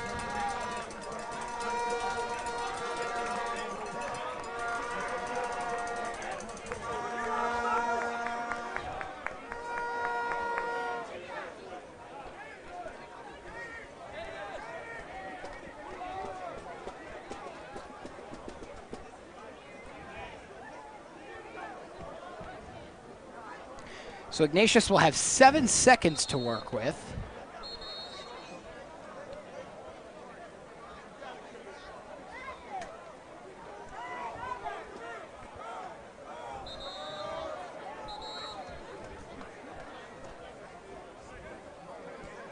So that's pretty big there, Pat. Obviously, 2-possession game. And that's a bit deflating if you're the Ignatius defense, because you kind of hold there on the goal line, but still coming away with points is kind of the goal if you're, in a 2-minute drill where you're up. Any points is good points. Never heard a team say, I wish I didn't score there. Except for the Browns that one time against the Jets when Chubb scored and then. Oh, good look. I was just thinking that, Pat. I'm going to find a way to be wrong here. Oh, wow. What just happened? They're going to say he was down. Whew. Wow. Nate Major's punts just, or kickoffs, sorry, just find a way to make other teams want to fumble the football. Wow. I mean, it's like his teammate went in, boom, and then thank goodness he was down. Maybe he forgot what he was playing offense or defense. I mean, okay, bad. Jeez. All right. So we'll see. It'll be interesting to see because they do have 2 timeouts. So I don't know. You'd almost have to take a really quick deep shot timeout. I honestly think Ignatius will just take this into the half. Yeah, I agree. But I'm just saying, hypothetically speaking, if they were to, just trying to point out how unlikely it was. And that will take us to halftime from Don Shula Stadium. The Benedictine Bengals have come in here and made a statement defensively and a little bit offensively. Still a lot of work to be done. Your score at halftime, Benedictine 10, St. Ignatius 0. You're watching the Benedictine Sports Broadcasting Network.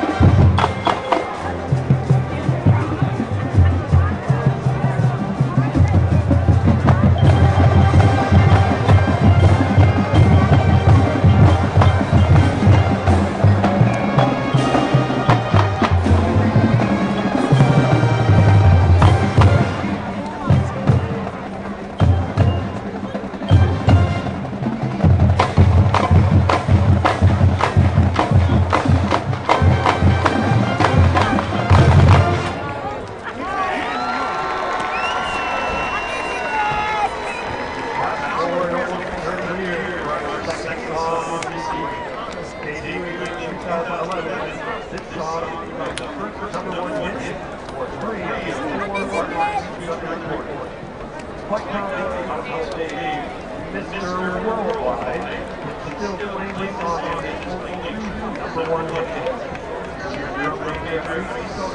The band flag, song.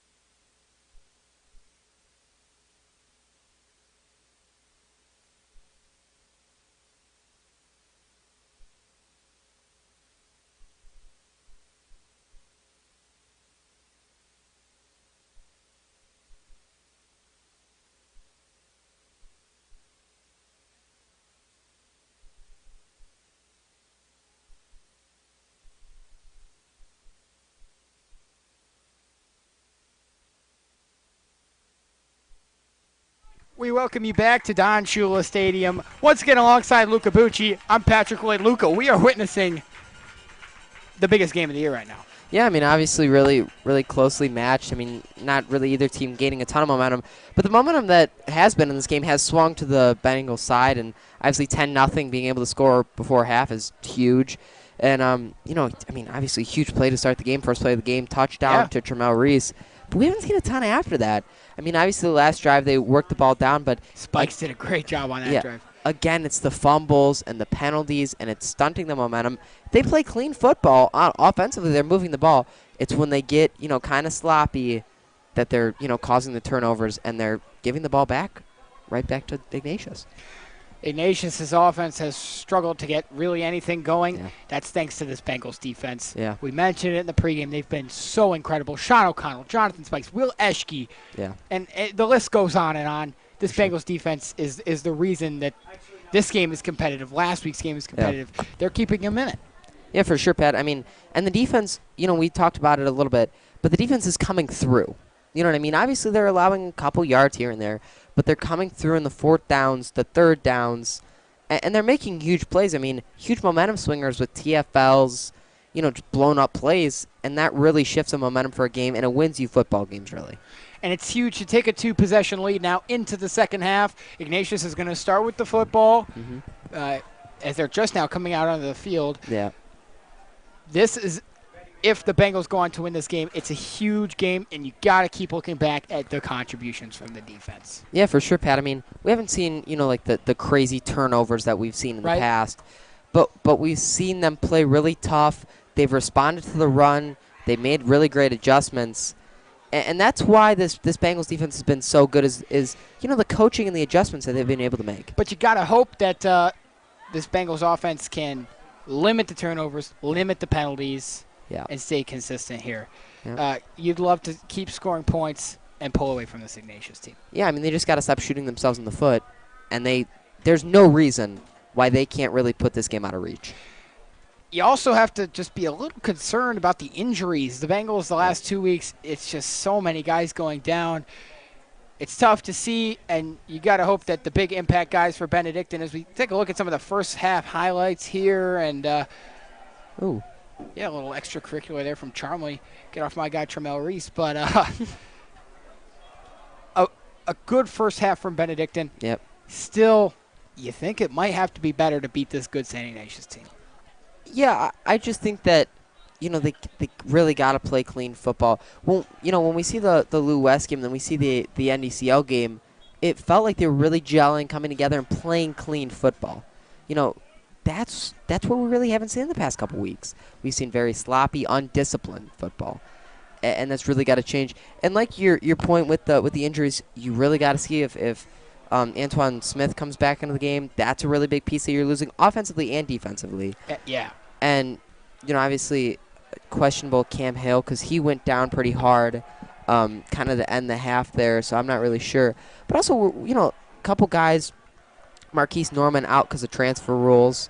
That kind of stinks because he's been so good on the offense or the defensive front. But, you know, these guys have been stepping up, really, and you really like to see the contributions that the younger guys, more inexperienced guys are making. That's right. Defensively, you're right. More inexperienced. Lost James Yane. Mm-hmm. You lost a lot of seniors, and the Bengals defense has stepped up. Eschke, I mean, we keep harping on it, but Will Eschke leading the team almost in tackles behind Spikes. What a job. Stepping into a role where, you know, he wasn't familiar with. Yeah. We'll turn things around here and get our second half started as these teams are ready to go.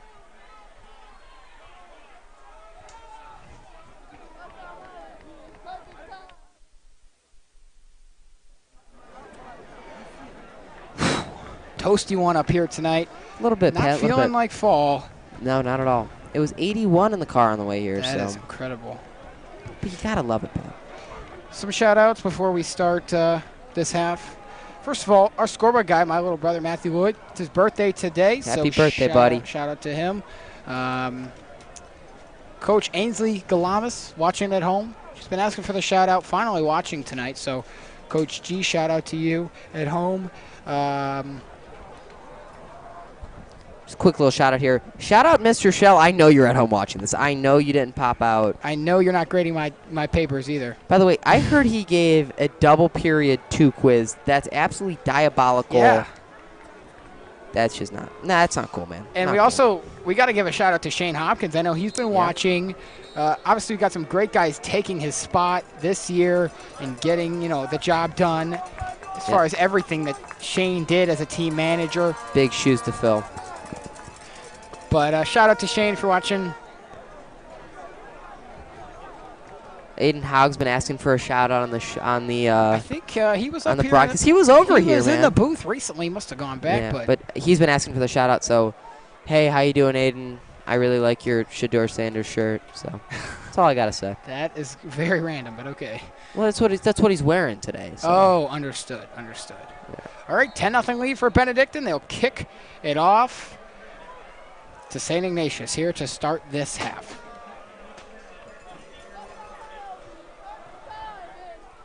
And we are back underway. It's going to be taken in here at the 20-yard line by Owen Colwell. Tries to cut it back up towards the far side and eventually taken down. Xander Smith as well as Sincere Wilson for Benedictine.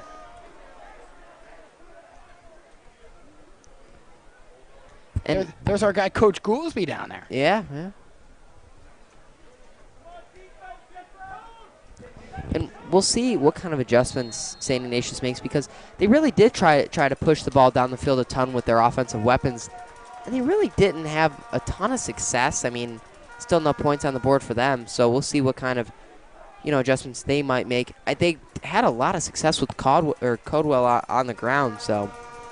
Making hands it off to Colwell, and he's not going far. Jonathan Spikes fired up as Owen Sleps was in there as well, and that'll make it second down. I mean, the Bengals are just all over this. Obviously, Spike coming in there. I mean, that's just a really but he just couldn't get off of that block by, I think that was O'Connell. Yeah. And his own teammate was in there as well, and just couldn't get around them, and then eventually he was met by Jonathan Spikes. And that's what O'Connell and O'Neill have really done a nice job of, is staying engaged with your O-lineman so that, the O-line can't get to the second level. That's when the tackles for loss happens, when you see Ashke and Spikes and Arietta have free shots into the backfield.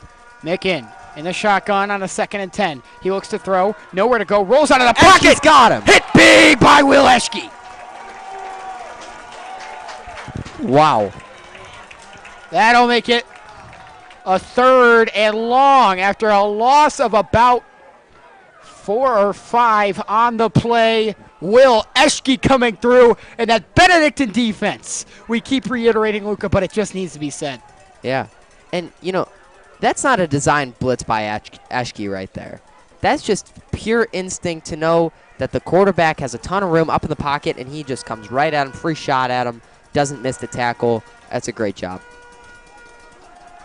3rd and 14, making a throw towards the far side, and I believe it was caught. It was, but I think he's going to be definitely short. Yeah, he's going to be short. It was complete there to Marcus Takancic. And that's a nice pitch and catch there, just a little too late. And well short of the first down. Ignatius will bring on the punt unit. Now watch out. They did run a fake last time. And the Bengals defense doing a great job of getting off the field again. Ooh, watch it now. Hey, now. JT Hummer sends this one away. Take it. Ooh. Oh, no. Did it touch? Okay, it is going to bounce in the end zone. Yeah, wow. Lucky there. Yeah, wow. You had to think, did it touch? I don't know if it actually touched him, though. Yeah, I don't know if it matters, but wow, you got to be careful with that. Because if that touched him, that would be a safety, if I'm not mistaken. But I don't think it touched him.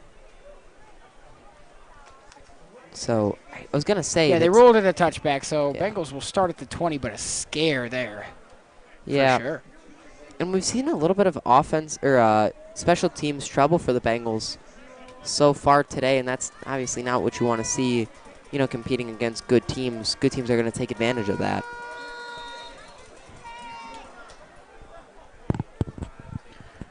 Bengals starting pretty deep in their own territory here. It's going to be Iacampo under center. The handoff will go here to Caden Forte. He's going to get 2 or 3 second down. And that's pretty good patience there by Forte, just not trying to force anything up the gut, staying patient, finding the hole, and, you know, positive yard is positive yardage, so.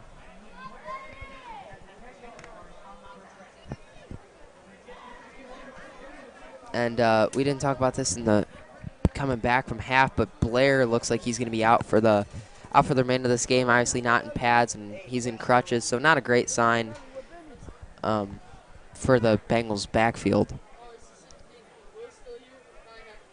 Iacampo lines up under center. He's got Forte in the backfield again. Motion from Sean O'Connell. O'Connell in motion again. The snap, another handoff to Forte. He finds a hole, breaking some tackles, still on his feet, and it's going to be a third and manageable now for Benedictine.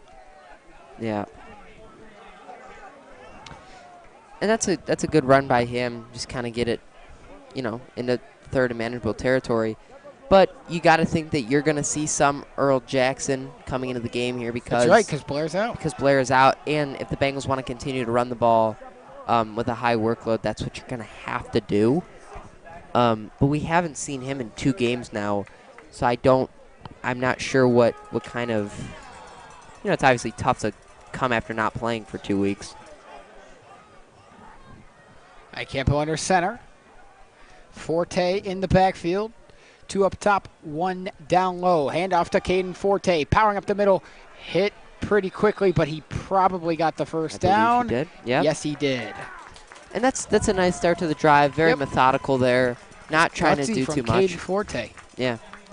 Not trying to do too much there. Just go to the bread and butter. Let it work out.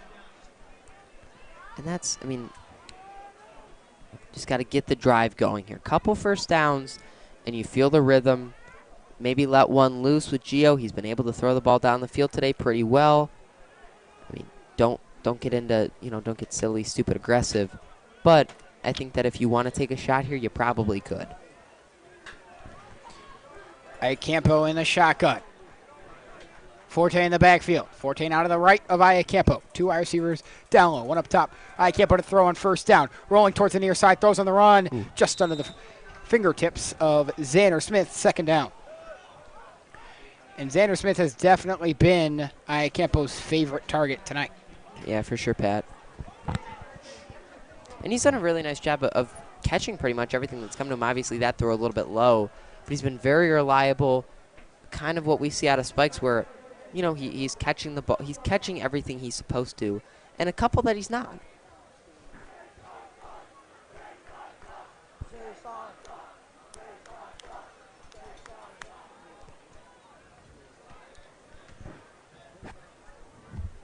Bengals taking a long time in the huddle. They line up for 2nd and 10. Smith and Reese here on the near side. It's Iacampo in the shotgun with Forte. He just throws quick. It's Caden Forte, and he's going to be very close to the first, and it's another third manageable. And that's a really nice design play there, Pat. Some misdirection as Antoine Smith is going to come back into the game. You love to see that. Really like to see that. Earl's checking into the game too. But that's a really nice design play there. You know, everybody's kind of, and that's what we kind of talked about the end around wise. You want the whole defense to kind of sway to one side, and then you attack on the other. That's what they did there, Pat, and a lot of room. Obviously, nice job by the secondary of Ignatius to sort of rally to the football. But if you break a tackle there, you're pretty much gone. 3rd and 3. Big play here for the Bengals to keep moving down the field. Iacampo's under center. It is Earl Jackson in the backfield. Motion from Jonathan Spikes. The snap. Handoff to Jackson. Jackson plowing up the middle. He is going to be short. I'm not so... Not by much. 4th and very short. And I think you probably could go for this, Pat. At the very least, hard count. And we thought that we saw St. Ignatius jump on the last hard count. It sure looked like their interior defensive lineman did. Obviously no call, but I wouldn't mind. I wouldn't be too predictable here, but so I'm not really sure how much you want to risk on a 4th and inches. Oh, they're bringing out the punt team. What do we? Wow. That's very surprising.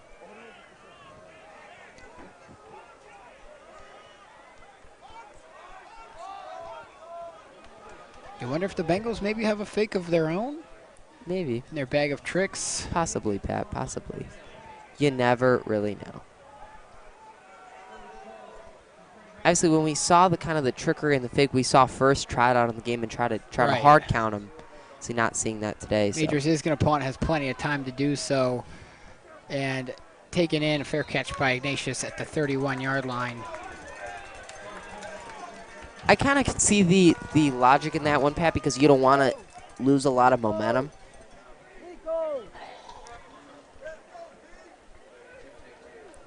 And as well, you really feel confident about how the defense is playing because they really have not allowed anything.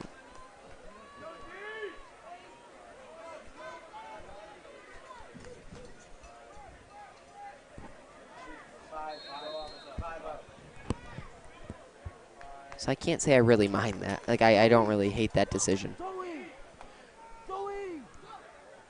Micken in the shotgun, fakes a handoff to Babinski. He's going to throw. Who dropped it?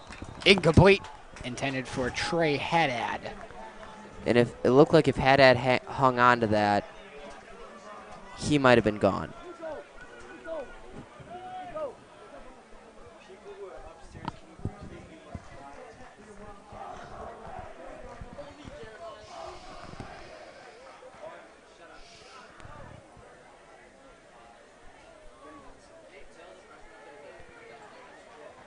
And Benedictine, so far on defense, has done a really nice job of getting Ignatius into second and long, third and long. Yep. Second and long is not as easy as a lot of people think, because if you try to throw and you get an incomplete pass, you have a third and a mile.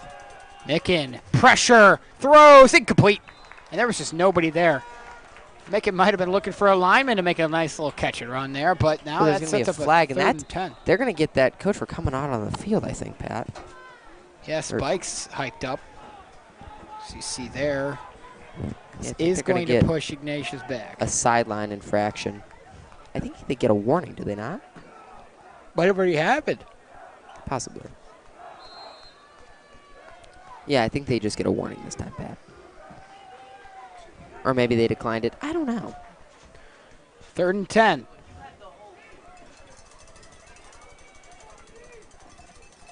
And Ignatius now finds himself with a 3rd and long once again, thanks to this Bengals defense. Bengals fans getting loud. Making in the shotgun, he's got Babinski to his right. The snap. Making a throw, pressure in the pocket, steps into space, throws on the run, complete to Trey Haddad for his first completion of the night. It goes past the 40, past the 30, stays in bounds, he's gone for a touchdown. And I don't think he stepped out of bounds there, Pat. That's... Oh, they're going to get a flag for something. I'm not really sure what. And we got another replay. That's a really nice ton of separation let's see if he steps there. out of bounds. And I don't know that he...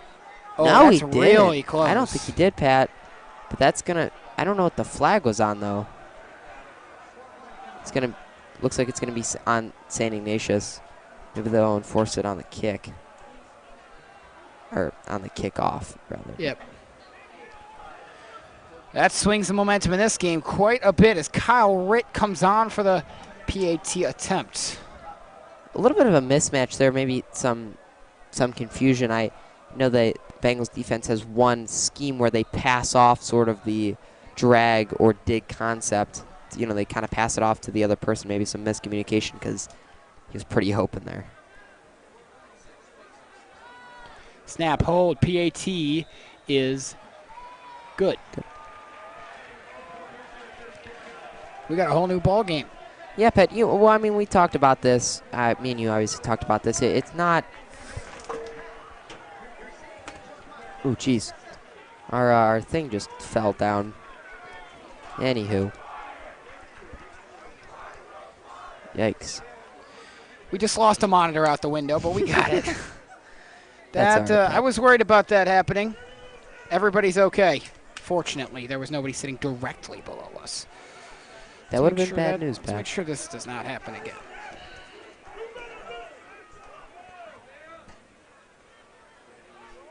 And the Bengals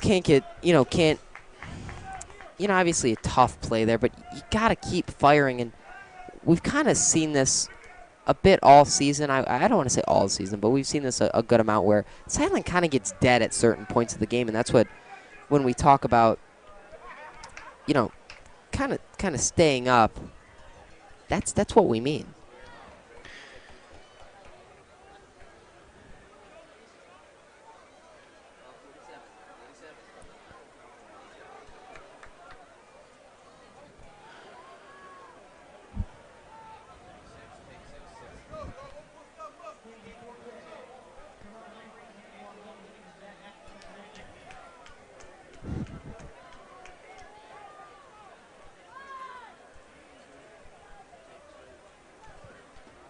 So it will be enforced on the kickoff, Pat. This is going to be a long kickoff here. Jeez.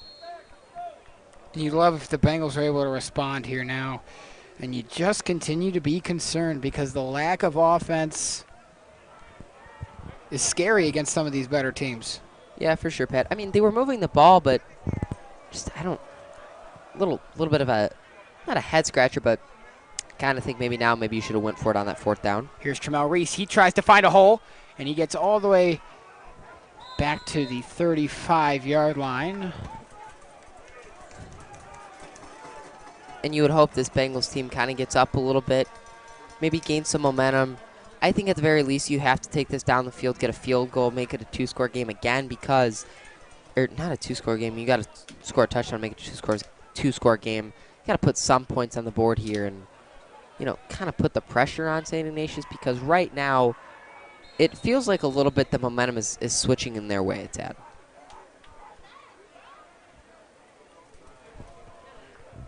In this third quarter moving quickly, just 4:42 left to go. It is moving pretty fast, Pat.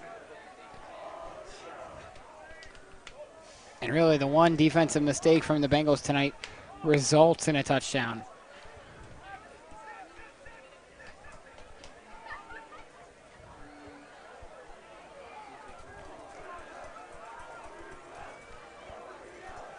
Campo in shotgun. The snap. Handoff. Forte. Again, the run not going too far. Yeah, St. Ignatius on the defensive front has done a really, really nice job. And, the Bengals really haven't had that explosive run or runs like we've seen in the past. But you have to have the ability to adjust, Pat. We've seen this last week. They had no ability to change their game plan. Once their run wasn't working, it's like the offense just, stopped playing. And you can't let that happen because, I'll tell you what, Pat, St. Ignatius is going to capitalize on that if you don't change. 2nd and 9 after a pickup of just 1. Campo in the shotgun again. It's Blair in the backfield. Forte. My mistake. Forte out of the left of Campo. Motion from Jonathan Spikes. The snap. Campo to throw. Looking, pump fake sacked.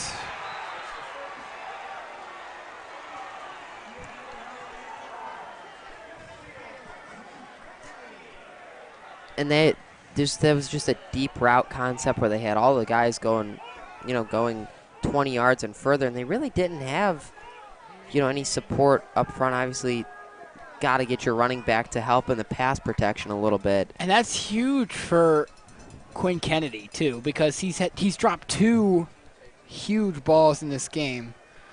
Obviously on the fake and then the interception here on this near side. Yeah. So he really needed that. But now a 3rd and 16, and it feels like so long for the Bengals. How great would it be if they could pop one open here and get a 1st down? Be a huge jump starter. Forte to the left of Campo in the shotgun. He's looking to throw again. He found Spikes, but he couldn't hang on. And I don't know that if he did hang on, he's going to get the 1st down. Yeah, no, I don't think so. But and you got to wonder, how did the Bengals find Tramel Reese and find that huge play for a touchdown on that first play from scrimmage? Because since then, it feels like it's been hard moving down the field at all. Well, I think the difference is, Pat, is that, you know, the play calling has been pretty predictable.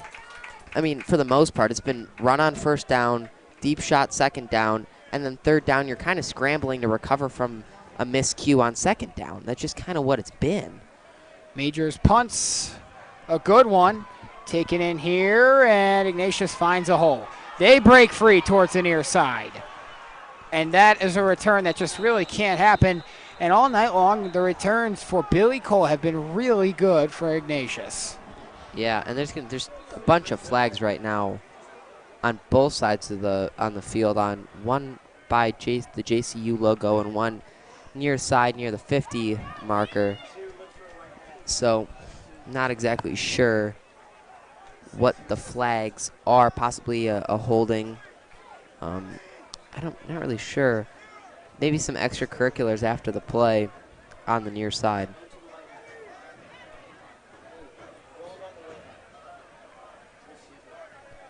So, still waiting. Some discussion happening.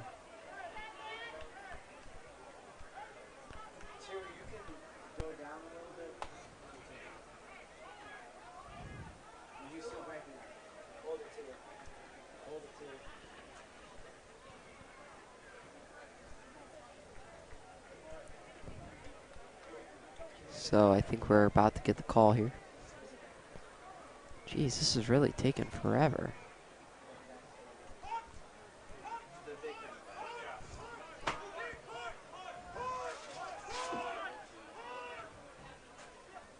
I think they're going to re-kick it here. They're going to have to. Are they? Yeah, they're going to... What?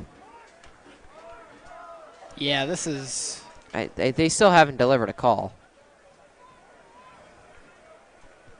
Not sure what's going on. But...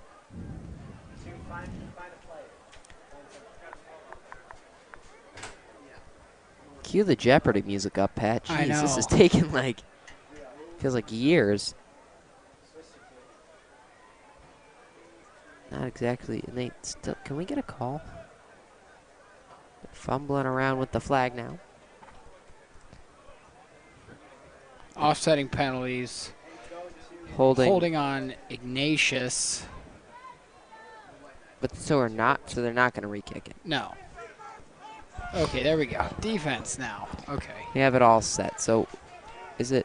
So it's just going to be at the 49 then.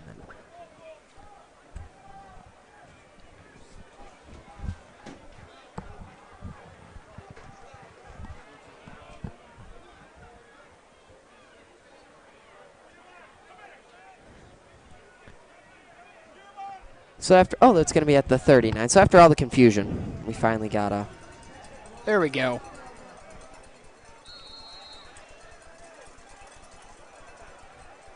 Making in a shotgun. He's got Cowell to his left. He's going to try to throw. Has so much time in the pocket. He heaves it deep. Just overthrown. Good coverage by John Jones. Pass was intended for Luke Sims. Macon really loves the deep ball. Yeah, I mean... And we've seen them have success with intermediate routes. Obviously, the touchdown from Haddad on the last drive, and then we saw a really nice completion on their first drive that went for probably 10 yards, but you know it was a third in a mile. So you know I don't. But that's kind of been their identity, is getting Haddad and Sims into space and letting them work. But they've really, like you said, they've really been targeting the deep shot a ton. On 2nd and 10, Micken throws to the near side. That looked strange, but it was complete to Sims. That really looked like it bounced on the ground, like it didn't bounced. it? I mean, that's what my first impression was, but yeah. 3rd and medium now.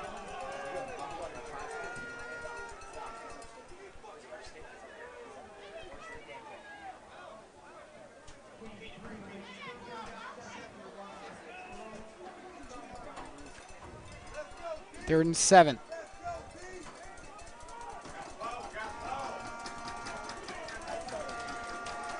I think they got 12 guys on the field here, Pat.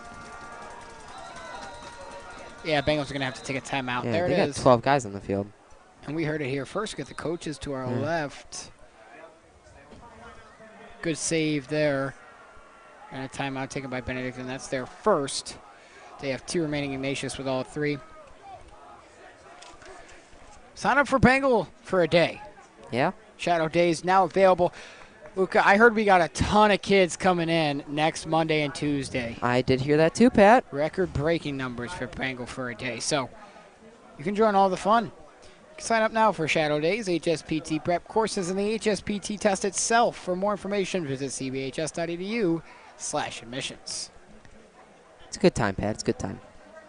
Maybe you'll get me or Pat if you get very lucky.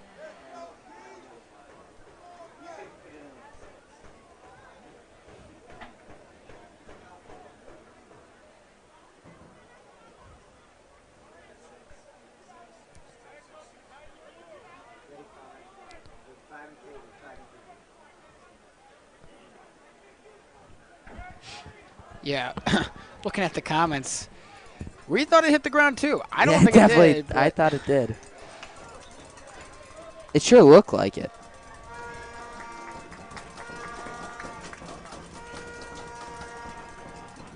Well, Pat, this is a pretty big down here. This is pretty big for momentum's sake. And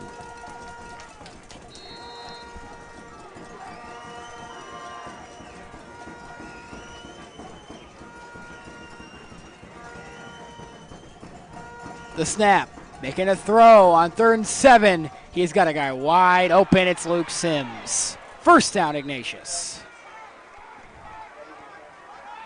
And they're throwing the ball really well right now. They've been able to kind of stretch the field, as that's an absolute dart to a wide open guy.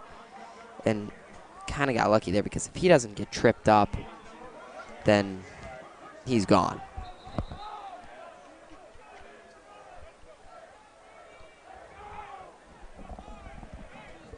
Fresh set of downs for the Wildcats.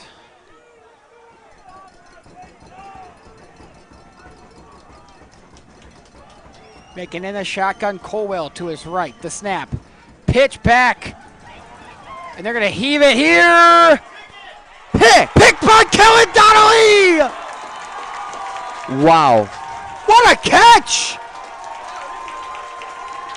Kellen with his 2nd pick of the season in as many games. And the Bengals are getting the ball back, putting a dagger in that Ignatius momentum. Another look. Kellen Donnelly. What a catch. I mean, I can't believe they ran that. That was a really gutsy play right there. That was, wow.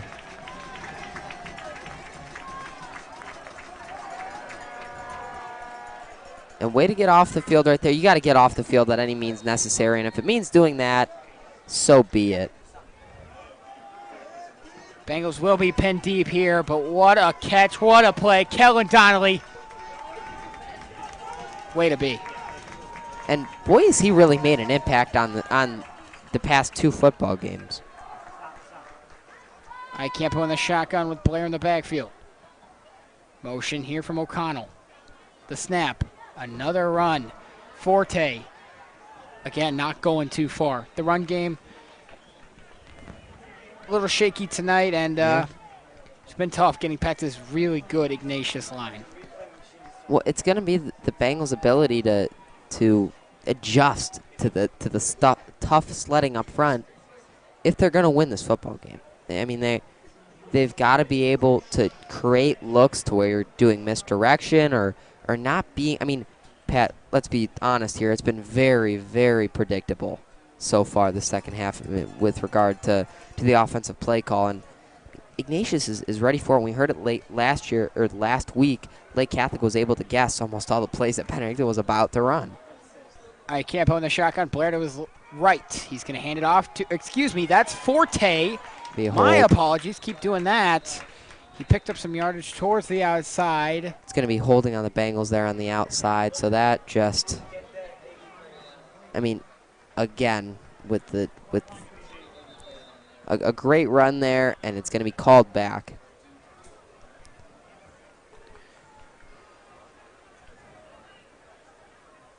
And it just feels like any momentum they have is just completely shut down.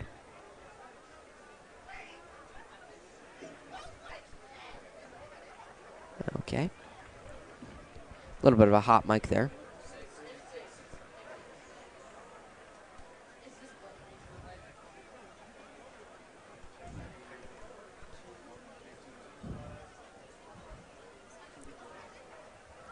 Shout out our guy Edgardo in the comments. Yeah. You know, we really appreciate The positivity. the positivity. We've gotten some negative stuff in the I know. past couple weeks here. We really like Catholic appreciate people it. last week were not loving it. And also Calvin Dempsey in the comments, a big helper on our broadcast last year, so love to see him tuning in. Will Lloyd's back home this weekend from college, helping out in the booth. Lloyd. It's me second and a mile. Jeez. It's from 2nd and 9 to 2nd and 19. Yikes. And the Bengals pinned up against their own end zone. On 2nd and 19. Forte to the right of Iacampo. Motion here from Spikes. The snap. Faked handoff. Iacampo in his own end zone. On the run. Throws. Tipped by Reese. Incomplete. 3rd down. And I mean, I don't want to make assumptions here, Pat, but it did look like he had a guy pretty open down the field. And that's 3rd and 20 is not ideal. But I'm kind of, I mean, why not try to go for this? I mean, or like, why not try to throw for the sticks here? Because, I mean, obviously it's low percentage that you're converting this, but you got to give some confidence going into the next drive that you could pass the ball, because you certainly don't have a ton of confidence in running the ball right now. Iacampo in the shotgun. Motion from Spikes. Handoff. And that's going nowhere. Oh, Forte bounced breaks off. free. Forte through the hole. Does he have the first? That's a heck of a run right there. He's got a first down. First down, Caden Forte. Wow. Well, and I said, quote me, that's going nowhere. Man, we both got it completely wrong. I was like, you can't run the ball. And Pat Lloyd's like, it's not going anywhere. And there it is, and you needed that. Get away from your own end zone. Get a fresh set of downs after the penalty yardage. It's going to take us down to the end of the... Yes, it is. That'll take us to the end of the 3rd quarter. Buckle up. We've got a good one from Don Shula Stadium. Don't go anywhere. Your score, Benedictine 10, St. Ignatius 7. You're watching the Benedictine Sports Broadcasting Network.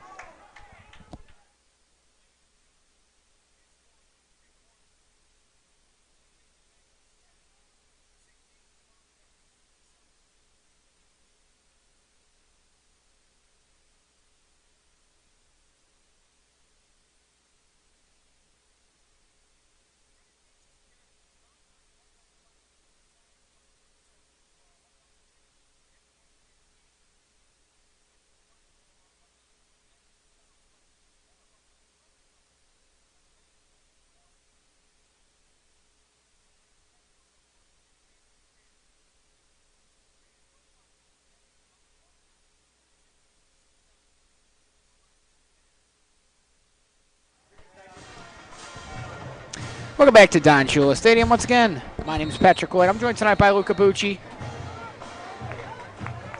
Very happy to be joining you on this beautiful Friday night in September.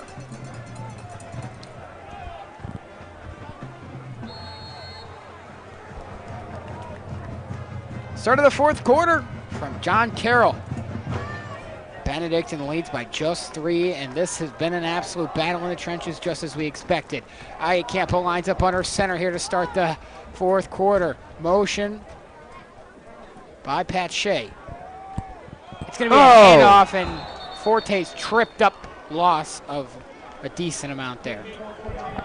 I'm not sure exactly what he got tripped up on, but it looked like he might have had a little bit of room to run there. Let's take a look at this. Oh, he just got his feet crossed.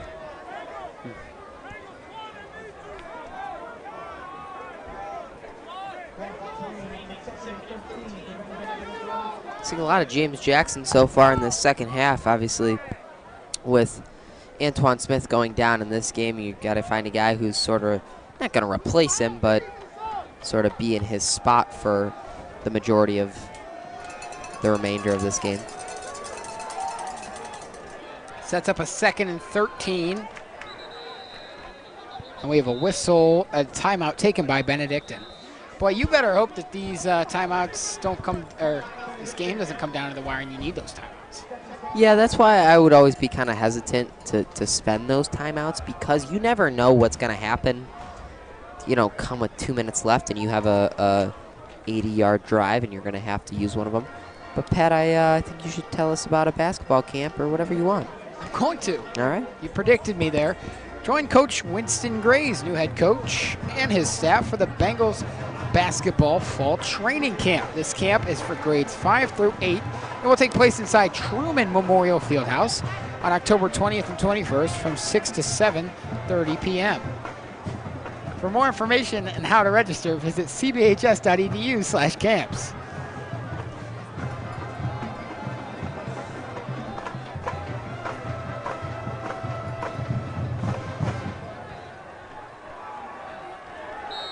All right, here we go.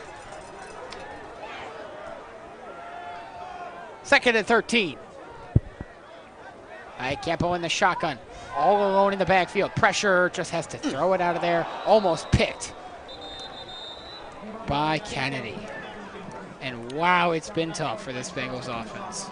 It really has, Pap. I mean, you could definitely say that again. And now it's going to be, I don't know if they're gonna accept this, but Yeah, flag on the play, so we'll wait and see.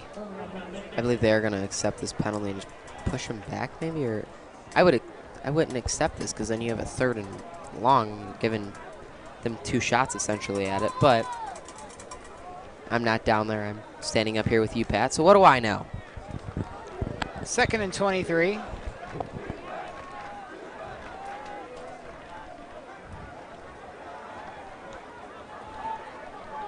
So we'll try it again, Pat. And the penalties are killing the Bengals. I mean, we talked about this. It's just sloppy. It really is. Motion from Shea again. Campo in the shotgun. Handoff to Forte. And absolutely nothing going there. And I kind of thought this was going to be a different storyline than last week, because, you know, you kind of look at, you know, first play of the game, you have a 75-yard touchdown, and then it's like you don't score for another essentially 2 quarters at the end of the second quarter, the very tail end of the second quarter. And now it's been pretty much 4 and out, 4 and out, 4 and out. And it's frustrating to see, because it makes you feel like it's going to have to be the defense that wins you this football game. But a change has to be made here on the Bengals offense, because, you know, not even this week, but going forward, you're not going to be able to win games against tougher opponents if you can't move the ball down the field, and they haven't been whatsoever.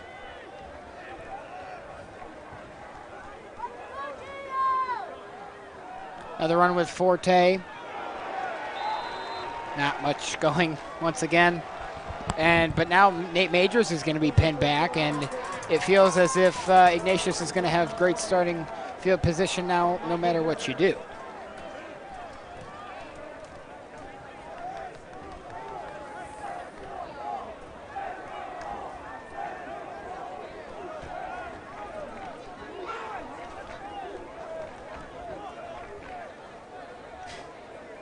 Yeah, I would certainly agree with you there, Pat. I mean, especially with how good the special teams for St. Ignatius has been.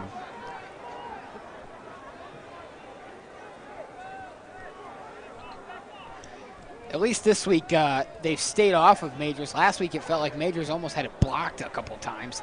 This is going to be taken in by Ignatius around the 50. They bounce off a tackle, stay on their feet. The returns have been incredible. Haddad still going. What is happening?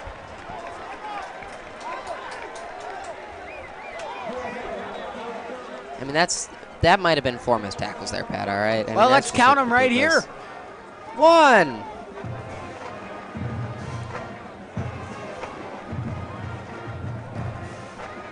Just running Cuts all it over back. the place. We'll count that as 1. Yeah, there's We'll count that as 2. Another one. Miss a tackle here. And then we finally we go. wrap them up. So 4, I was right. There you go.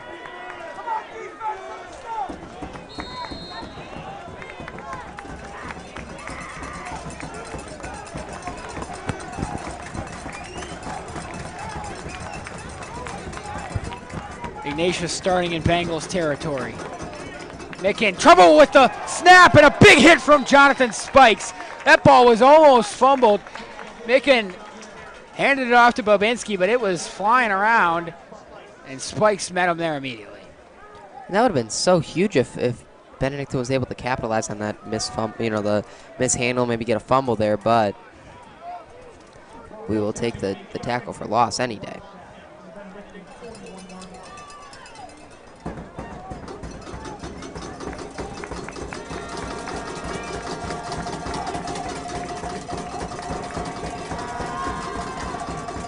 Micken in the shotgun, drops back to throw. He's got a man wide open. And that's going to be... That's Brandon Paul. Third and manageable Excuse me, now. that is not Brandon Paul. That's Matt Joyce. Yeah, 3rd and 6.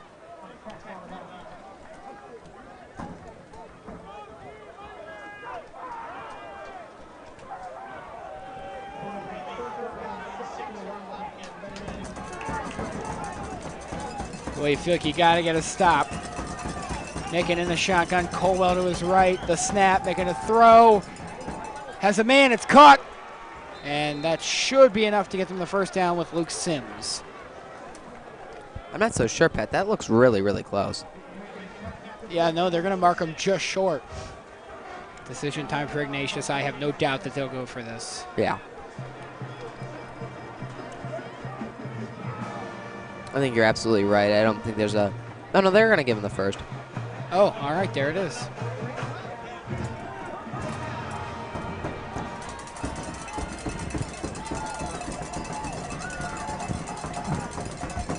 The snap, making a throw. Going deep, it's overthrown.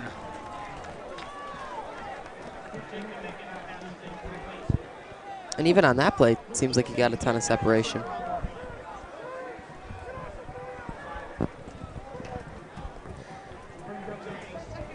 Second and 10.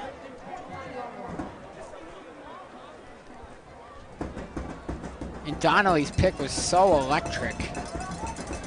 And it feels like all that momentum has really died. Right.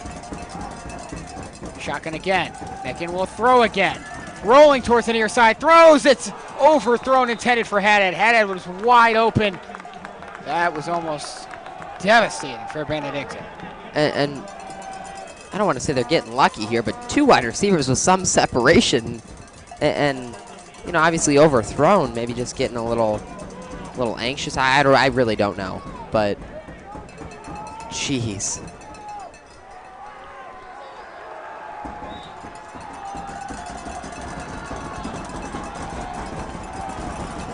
Bengals fans getting loud on a big 3rd and 10.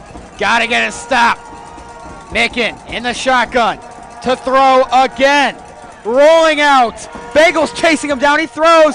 Incomplete.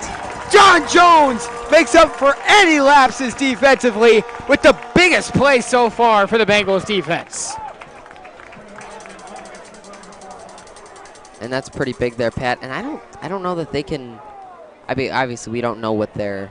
Oh, they're gonna try attempt a field goal here, I think. Wow. But I think you gotta almost play for the fake here because of how, you know, tricky this special teams unit has been.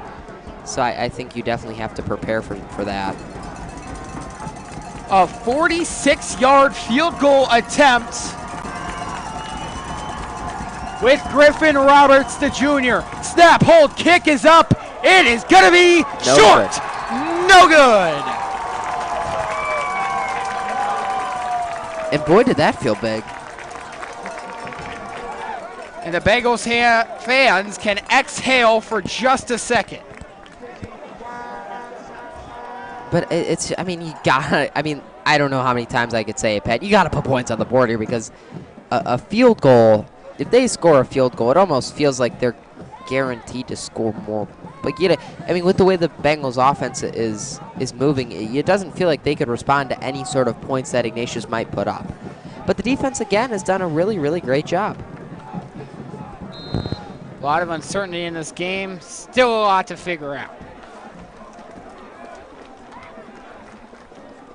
All right, let's do it. Bengals football. Iacampo in the shotgun. Motion here from Forte. He's now to the left of Iacampo. Motion from Shea. Handoff to Forte. Forte tries for the outside. Stiff arm. Solid run on first down.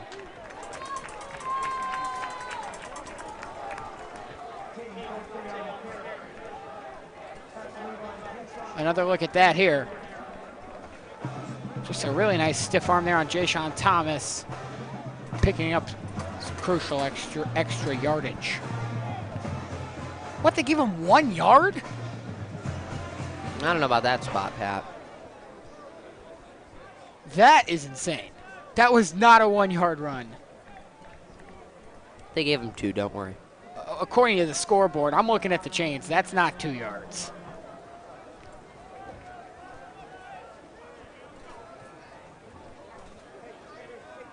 Second and 9, or 8. Handoff again. Forte again. Not going anywhere again. And it feels like this offense is not going anywhere. Yeah, but like watch this replay, Pat. He's got a hole on this side. He's got a huge gaping hole. It just doesn't feel like he's hitting it.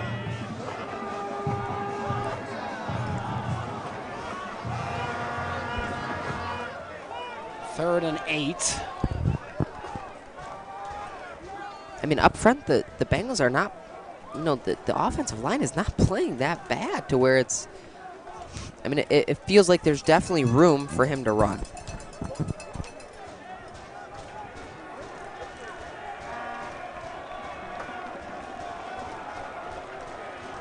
Iacampo in the shotgun. It's Earl Jackson in the backfield. He brings him to his right. And we have a whistle. Flags come in. Looks like this is going to push Benedictine back even more. Unbelievable.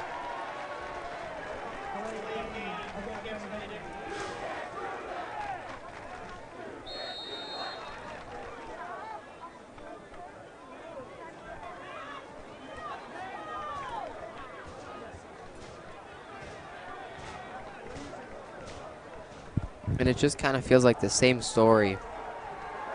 Obviously, we saw it week 2. Saw it last week, and we'll see it again this week.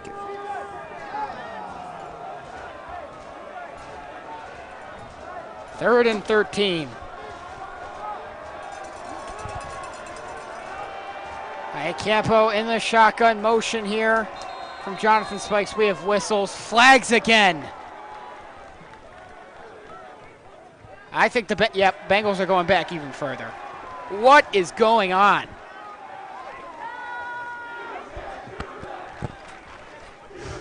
I mean, just undisciplined.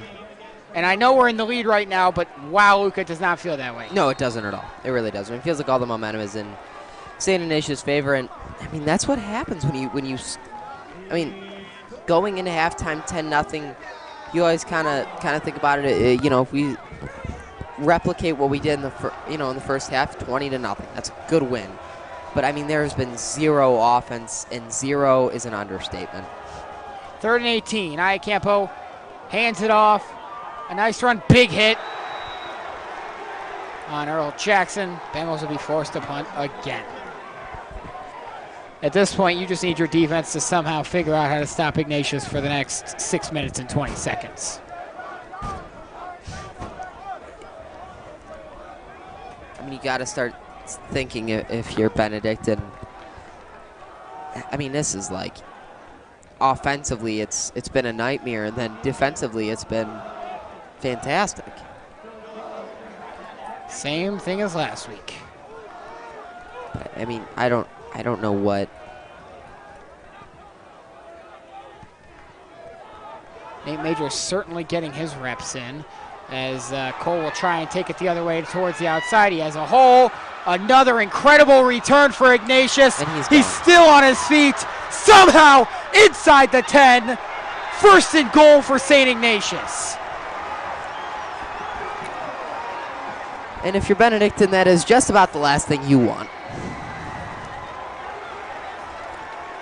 And frankly, it's been Benedictine's inability to put points on the board. It comes that simple. It's that simple, Pat. It's the fact that the game was 0. They held them for a whole 2 quarters to 0 points, and they score 1 time in the 3rd quarter, or in the 2nd half, whatever you want to call it. And it is still somehow only a 3-point game.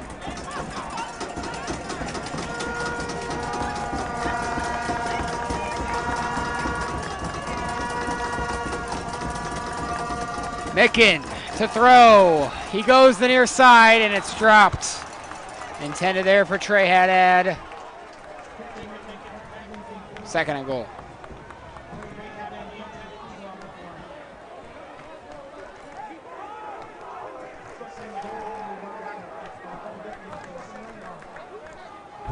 And it just feels like the Bengals sideline is completely deflated and dead.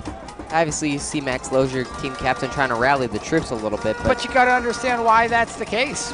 What is there to be excited about? Well, I think it's Handoff to Owen Colwell. He's going to be down at the 1.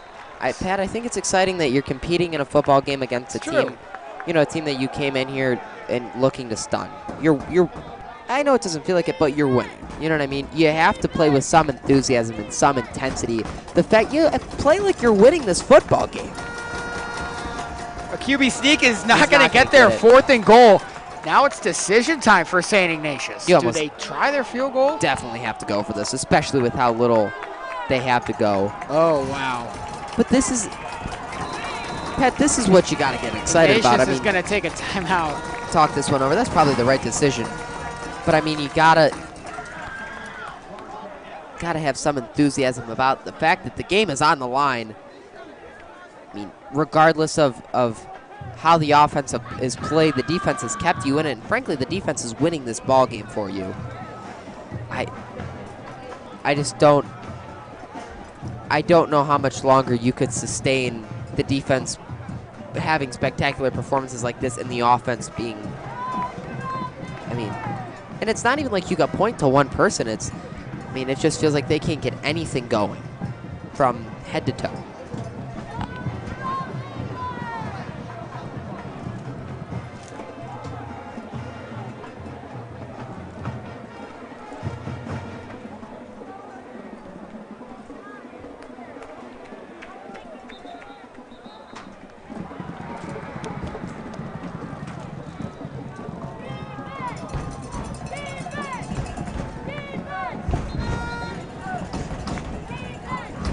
Fourth and goal.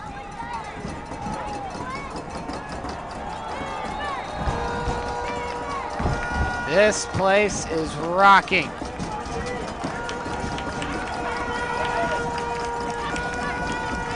Micken in the shotgun. Colwell to his right.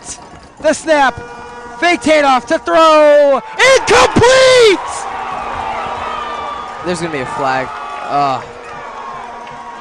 No! Heartbreaking. Oh, man.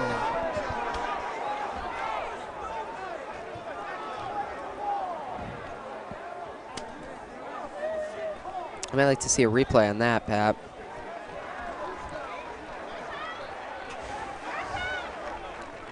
Looks like it'll be a replay, 4th down. So we look at it again. No way. Where's the flag on it? No way. They're saying that's a pass interference on Antoine Livingston. Are we serious? They didn't say it was a pass interference. They said it was a holding. He never holds him. I mean, unless we're missing the top of that route. Thank you for the slow-mo, by the way. Oh, we didn't get it. Okay. I don't get that one.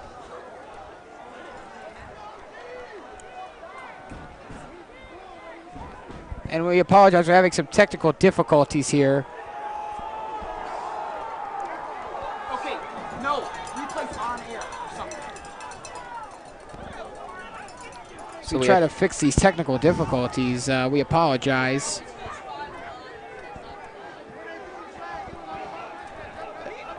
As we look to fix this issue. Still got audio for the time being. You could still hear our beautiful voices. Nothing is going on, so don't worry. I don't know why it's like inverted. And we're on the, okay. What is happening? Well, you could hear about our sponsor. We're very, very sorry for this.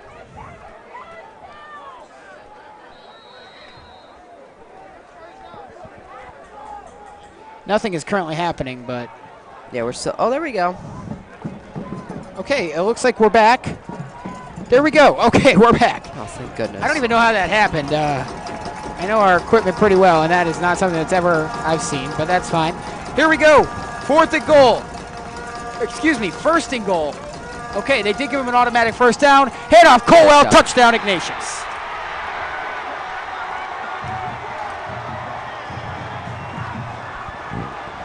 And I mean, that's just kind of a, I don't want to say a walk-in because he jumped in, but that's pretty, he had a couple lanes to go there.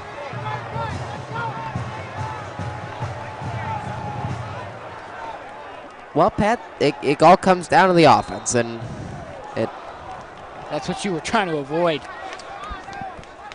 I would say so, yeah.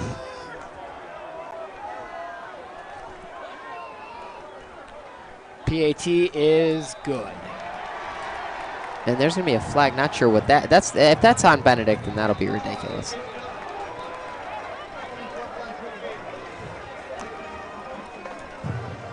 And I'll tell you what, Pat. I know we're supposed to be non-biased here, and obviously we're fans too. But this, I mean, officiating-wise, it feels like the Bengals can't catch a break. And these guys down here, as we get a great shot of them. I mean, I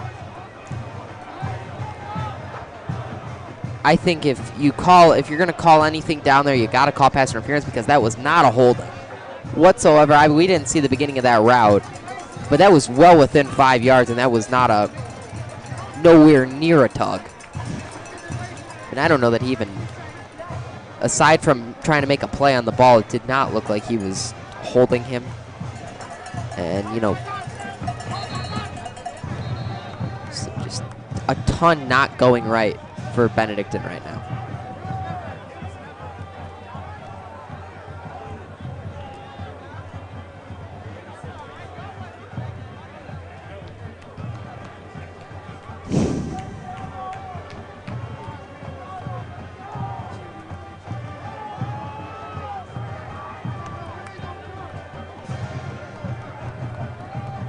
And remember, this is a game where you had complete control. Bengals led 10-0 at the half. And you forced a 3 and out. You had the ball with 2 minutes into the half with complete momentum and complete control, and they've scored 14 unanswered. A very good kickoff for Ignatius. Tremel Reese on the return. He finds a hole! Reese! The other side! He's gone! Touchdown, Benedictine! Tremel Reese! Unbelievable! I mean, who else? I mean, he's been the game breaker, Pat. I mean, 2 touchdowns, 2 Tremel Reese touchdowns. Take another look at that. I mean, he's been electric in special team, electric in the passing game, and he's been the only source of offense, really. Good on him for coming through like that. Oh my! And if this game didn't get wild enough. Wow. Tremel Reese flips the script again.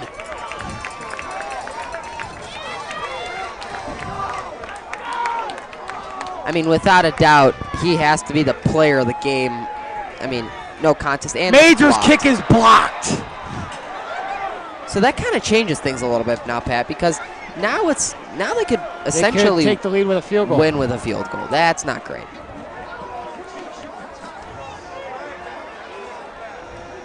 I mean, how clutch on Tremel for coming through like that. So that'll go down in the scorebook as Nate Major's first miss of the season. Obviously, nothing he could have done differently. Yeah. Oh, wow, what a game. I mean, that's unbelievable. And that's just, I mean, you can't write a better script for the game for Tremel Reese. 2 absolutely electric touchdowns, 2 very long touchdowns, and I mean. And we got our guy, Mr. Bukowski, watching at home. Not too happy with the referees here.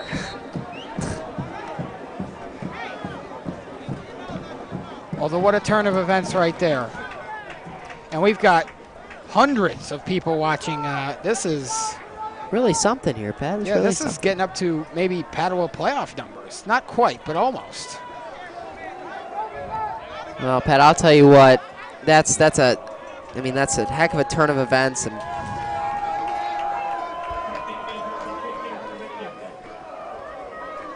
take a second and get ready, because we have got a game on our hands, and it's going to be a good finish down the stretch. Yeah. Task at hand, though, too, Pat. I mean, you got to.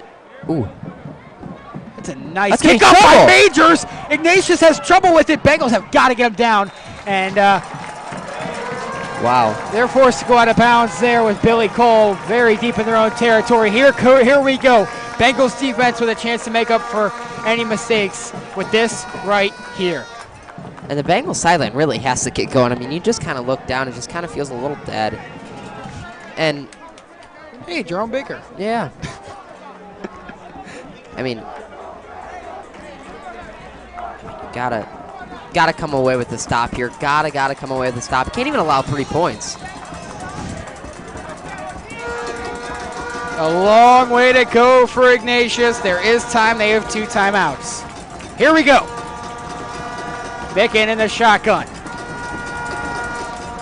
Fakes the handoff. He's going to try and go deep. He's got a man. Caught! Sims! Past the 50 to the 45. Wow.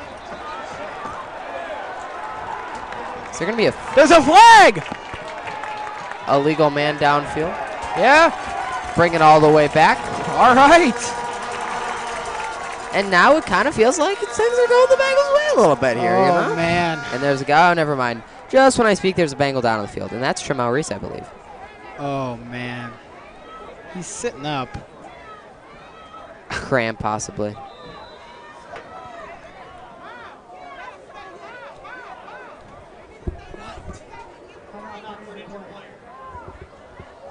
Well, I'll tell you what, Pat, what looked like was going to be a huge, like, 40-plus yard gain is now going to come all the way back, it looks as if. That is huge.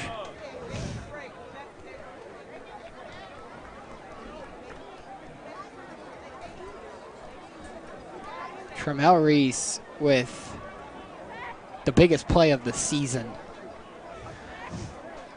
When your offense can't find any spark plug and Reese takes a kickoff back after Ignatius takes all the momentum in the game, absolutely incredible. Reese is back up on his feet, limping off the field. You don't love that, but he looks to be all right. Yeah, walking off on his own power. Let's just hope it's a cramp. But, I mean, you know, you obviously don't want to go overboard, but, I mean, let's call it what it is. He's the hero of this ball game. And obviously this play is going to come all the way back in favor of the Bengals. But, man, oh, man, it really doesn't. In a ball game that really didn't feel like the Bengals were winning when they were winning, it sure feels like they have some momentum right now. Got to stick with it. They almost lost all of it right there, so. Second and 15. That's an insane flag. You go from at the opposite 40 to now a second and 15. Yeah, that's really big. Making it a shotgun, Babinski to his right. The snap, making a throw again. He goes here towards this near side, and it is caught. Nice little spin move, but a tackle there by John Jones. It was complete to Marcus Takancic. And Ignatius doing their best to move the ball down the field, but this crowd is really getting into it. Clock now a factor. Under 3:40 left to go in the ball game. Ignatius does have 2 timeouts here, though, Pat, so that, you know, they have Crucial. some time. I think you feel good if you're Ignatius with time. Big 3rd and 7. Making the throw, goes complete to Trey Haddad, first down. He was taken down by John Jones. I think it was 2nd and 7, Pat. Was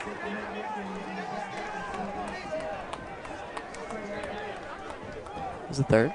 I believe so. My mistake.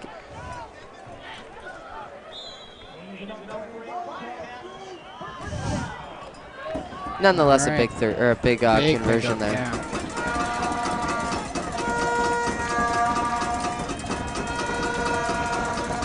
Making the throw again. Towards the near side. Incomplete. John Jones got in there. Nearly. I mean, that was looked like trouble. I can't see really. Yeah, we got the sideline by the right sideline, there. yeah.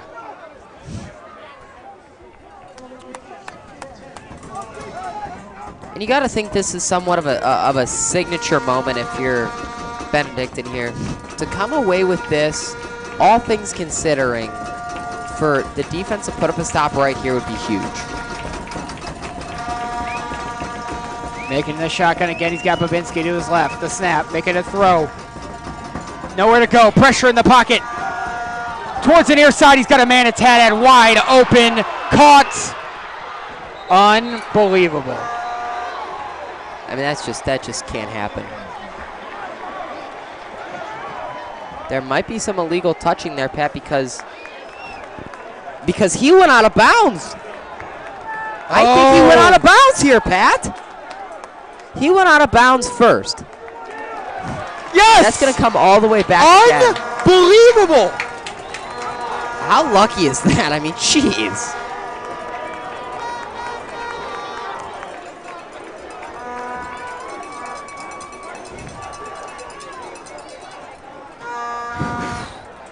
This football game has had about all that it can. You ain't kidding, Pat, and that really kind of changes things. I mean, obviously it changes things, but it really changes things. I mean, that's just 2 plays that absolutely deflates an offense. 2 huge plays, 2 40-plus yard gains that are getting called back here. 2nd and 10. Should be even further. But yeah, I was about to say, Pat, this should be brought back. It's going to be 2nd and 20.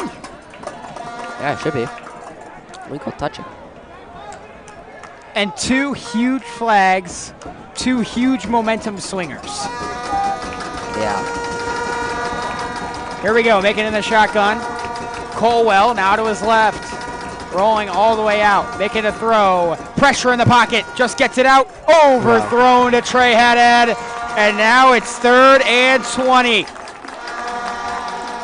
And you got to think with Ignatius having just 2 timeouts left, depending on where this clock ends up, the Bengals, if they get the ball back, could run out this game. Well, I think, Pat, task at hand here, this is the biggest play of the season by far.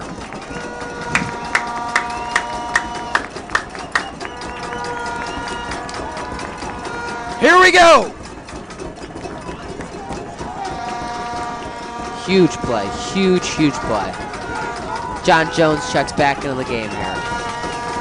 And we have a timeout taken by Benedictine, but at this point, doesn't really matter. They have none left. Ignatius with 2. Take a deep breath and settle in, because this is going to be a good finish. What a game. And we just keep emphasizing.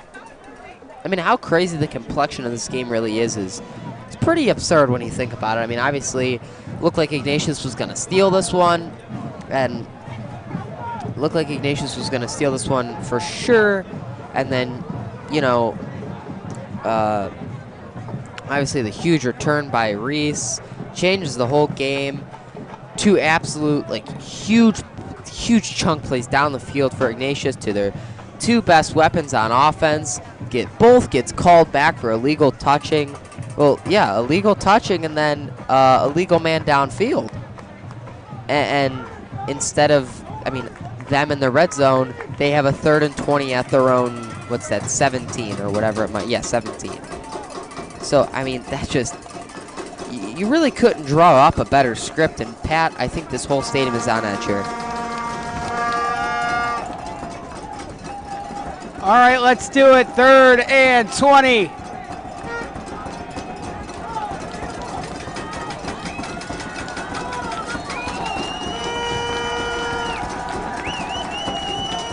Micken in the shotgun. What's Ignatius got? The snap to throw. Pressure! Trying to roll out. He's got Haddad wide open. Got to wrap up. Nice tackle by Antoine Livingston. 4th down, but manageable for Ignatius. And this is where you need a guy. You need your guy, Sean O'Connell, Will Eschke, John Spikes, Tyrell O'Neal to come through in the biggest way possible.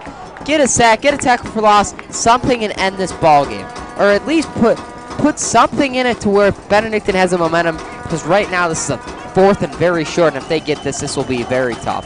4th and 5. Trips on the near side, one on the far side. Ignatius will be throwing the football. Micken to throw, complete. He's got it. 1st down. And he gets out of bounds. And you just cannot let them get that. 3rd and 20, and Ignatius finds a way. It's a big conversion right there, Remember, Pat. they just need a field goal.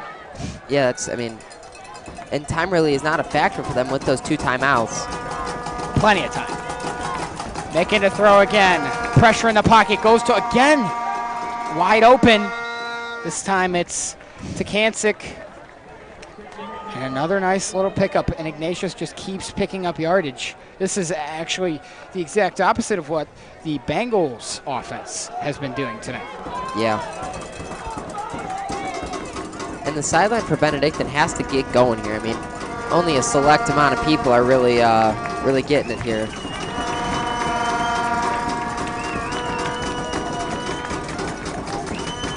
Second and 5.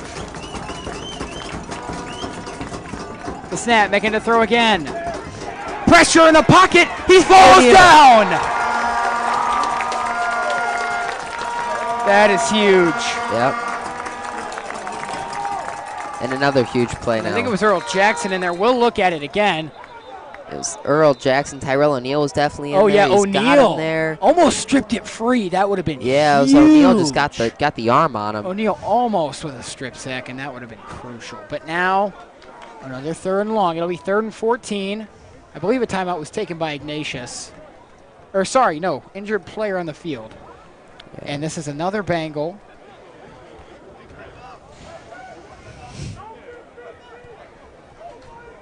He's just drinking water. Could be a cramp.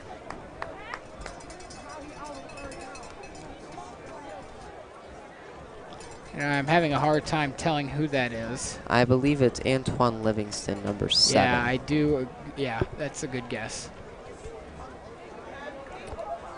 I could be mistaken, but I believe so.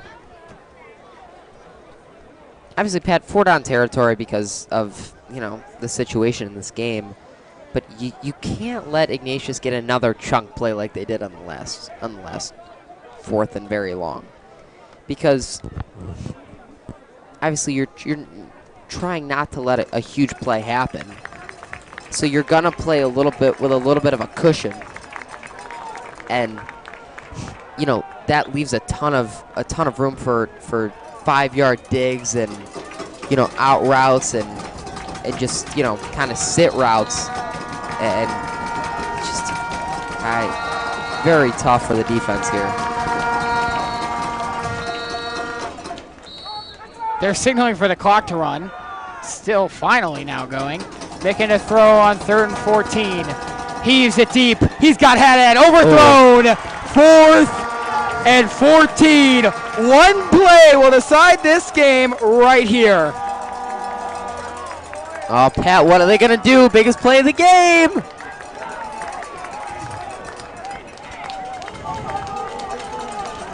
And I don't think you would have it any other way. Here we go. Even Father Thomas getting hyped up on the sideline. Oh, he was raising his arms in the air. Let's do it. Micken, shotgun. Here we go. The snap to throw. Pressure. That's got to be a hold on O'Connell. He's got him! He's got him! Flag comes in late.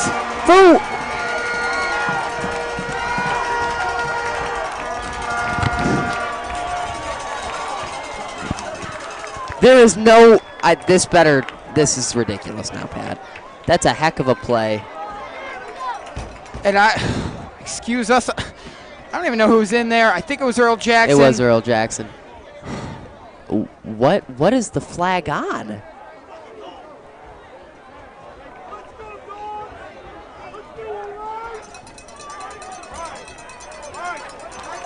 It doesn't matter. I think it was after the play, an unnecessary roughness, but Bengals are getting the football back. That's fine.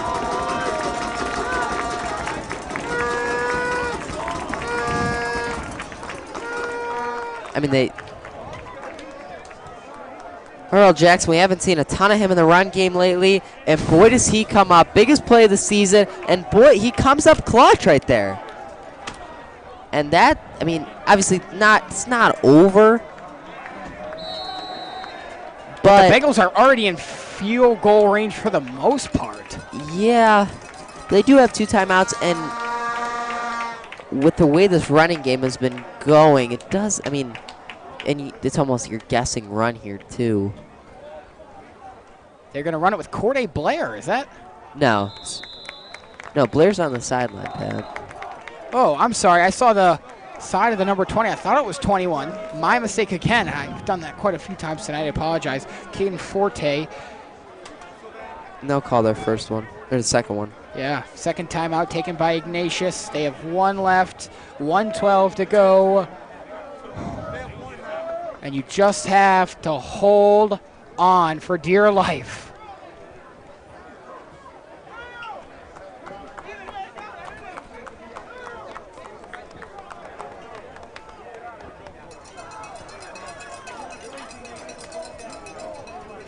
A lot of Ignatius fans already filing out. A little bit, Pat, which is a little confusing because it's not like this, like, there's still a little slim chance there. There is a chance. Always a chance. So you're saying there's a chance? Well, I know parking here is a nightmare right now, so. Yeah, I guess, but, like, still. Icapo under center. Handoff to Forte. Nice run by Caden Forte. Pyle needs to keep getting pushed, and it is. So now 3rd and about 5. Ignatius takes their, at least I thought so. Ignatius takes their last timeout. They have none remaining. There's 45 seconds left on the clock. So you'd think, excuse me, there's 1 minute and 1 second left on the clock. Our mistake. You think if you can pick up this first down, we know that seals it. Yeah, but it's if you don't pick up this 3rd down. Then I think really gets questionable. Yeah, Pat. it does. This game's not over by any means. I mean, obviously, no timeouts is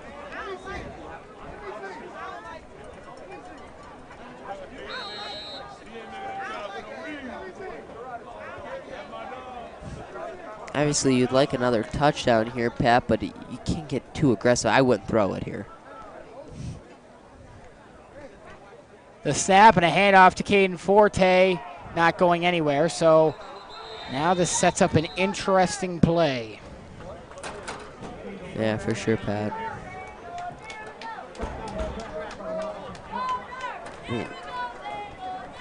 Looks like they're going to stay on the field. Yeah, I mean, only 44 seconds left, but clock's under 40 now.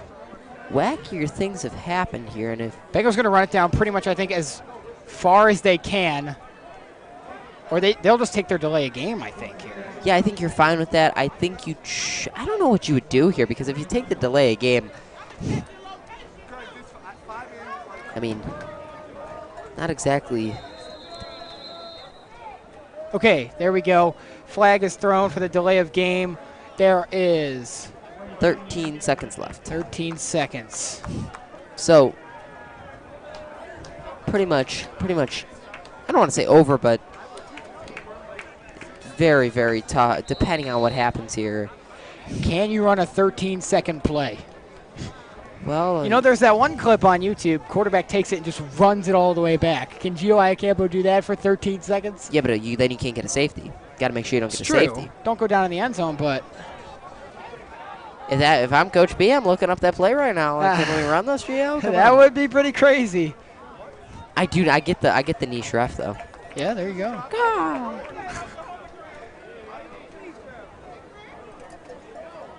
Iacampo will throw here. Pressure in the pocket. He's going to sling it towards the end zone. It's going to be incomplete. That just a time-wasting tactic. There's 5 seconds. Okay, I kind of like where your head's at though, Peggy. If you run it all the way back.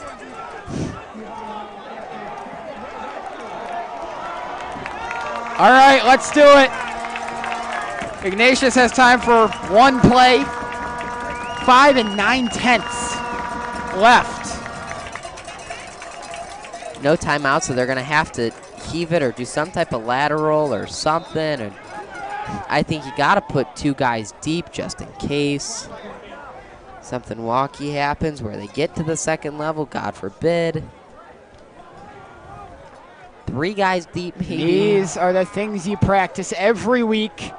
Absolutely cannot let Ignatius generate anything here. I expect a lateral type play, and it scares me. I'm not going to lie to you, Luca. Oh, no, I'm freaking out right now, man. Eternally, I'm feeling it.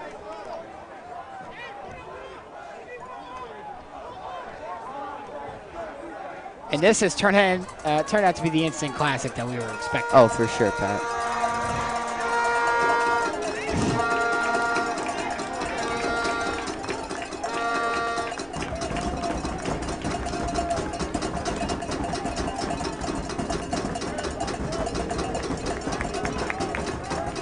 And, of course, the referee's still waiting to figure out something. Spot, I think. It'll be the 30-yard line. 70 yards to go for Ignatius. And 5 seconds to do it. Well, here we go. Making no surprise alone in the backfield. We have a whistle. And now the refs will just talk. No flag. Officials timeout. And talk about slowing the game down as an official. Yeah, but Ignatius not too happy about that because I think there was some miscommunication on the defensive side for Benedictine. Yeah. So that's like, I mean, it's kind of, I don't want to say it's a killer, but like, you got a team kind of with their pants down, and the refs just gave them time to figure it out, essentially. Okay, now here we go for real. Making the throw. Has a man. Oh, he dropped complete. Now, how much time is there? 2 seconds. Seconds. Time for one more play. Here we go.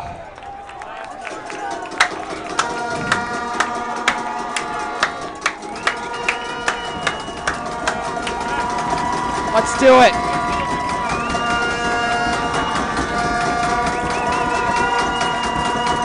The game comes down to this play. Ignatius hoping for a prayer. Making in shotgun. Here we go. Keep Dolan! Ball game! Gabe Dolan seals it! Dolan calls game! Good night! Wow.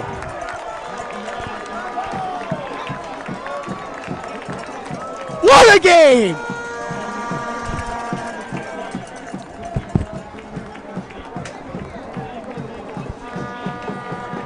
We are going to have to take a moment. Wow. To reset. We'll step aside. You're watching the Benedictine Sports Broadcasting Network.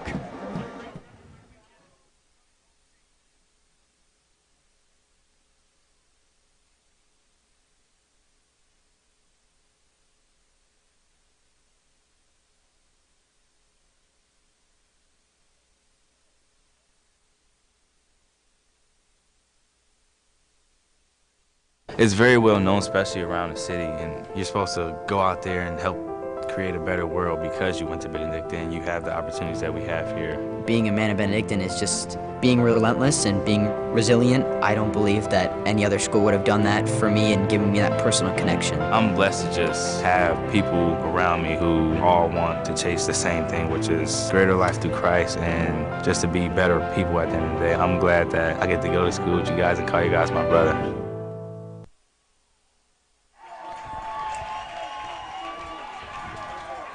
Welcome back to Don Shula Stadium. We're going to throw it down for the alma mater. We'll bring it back up here.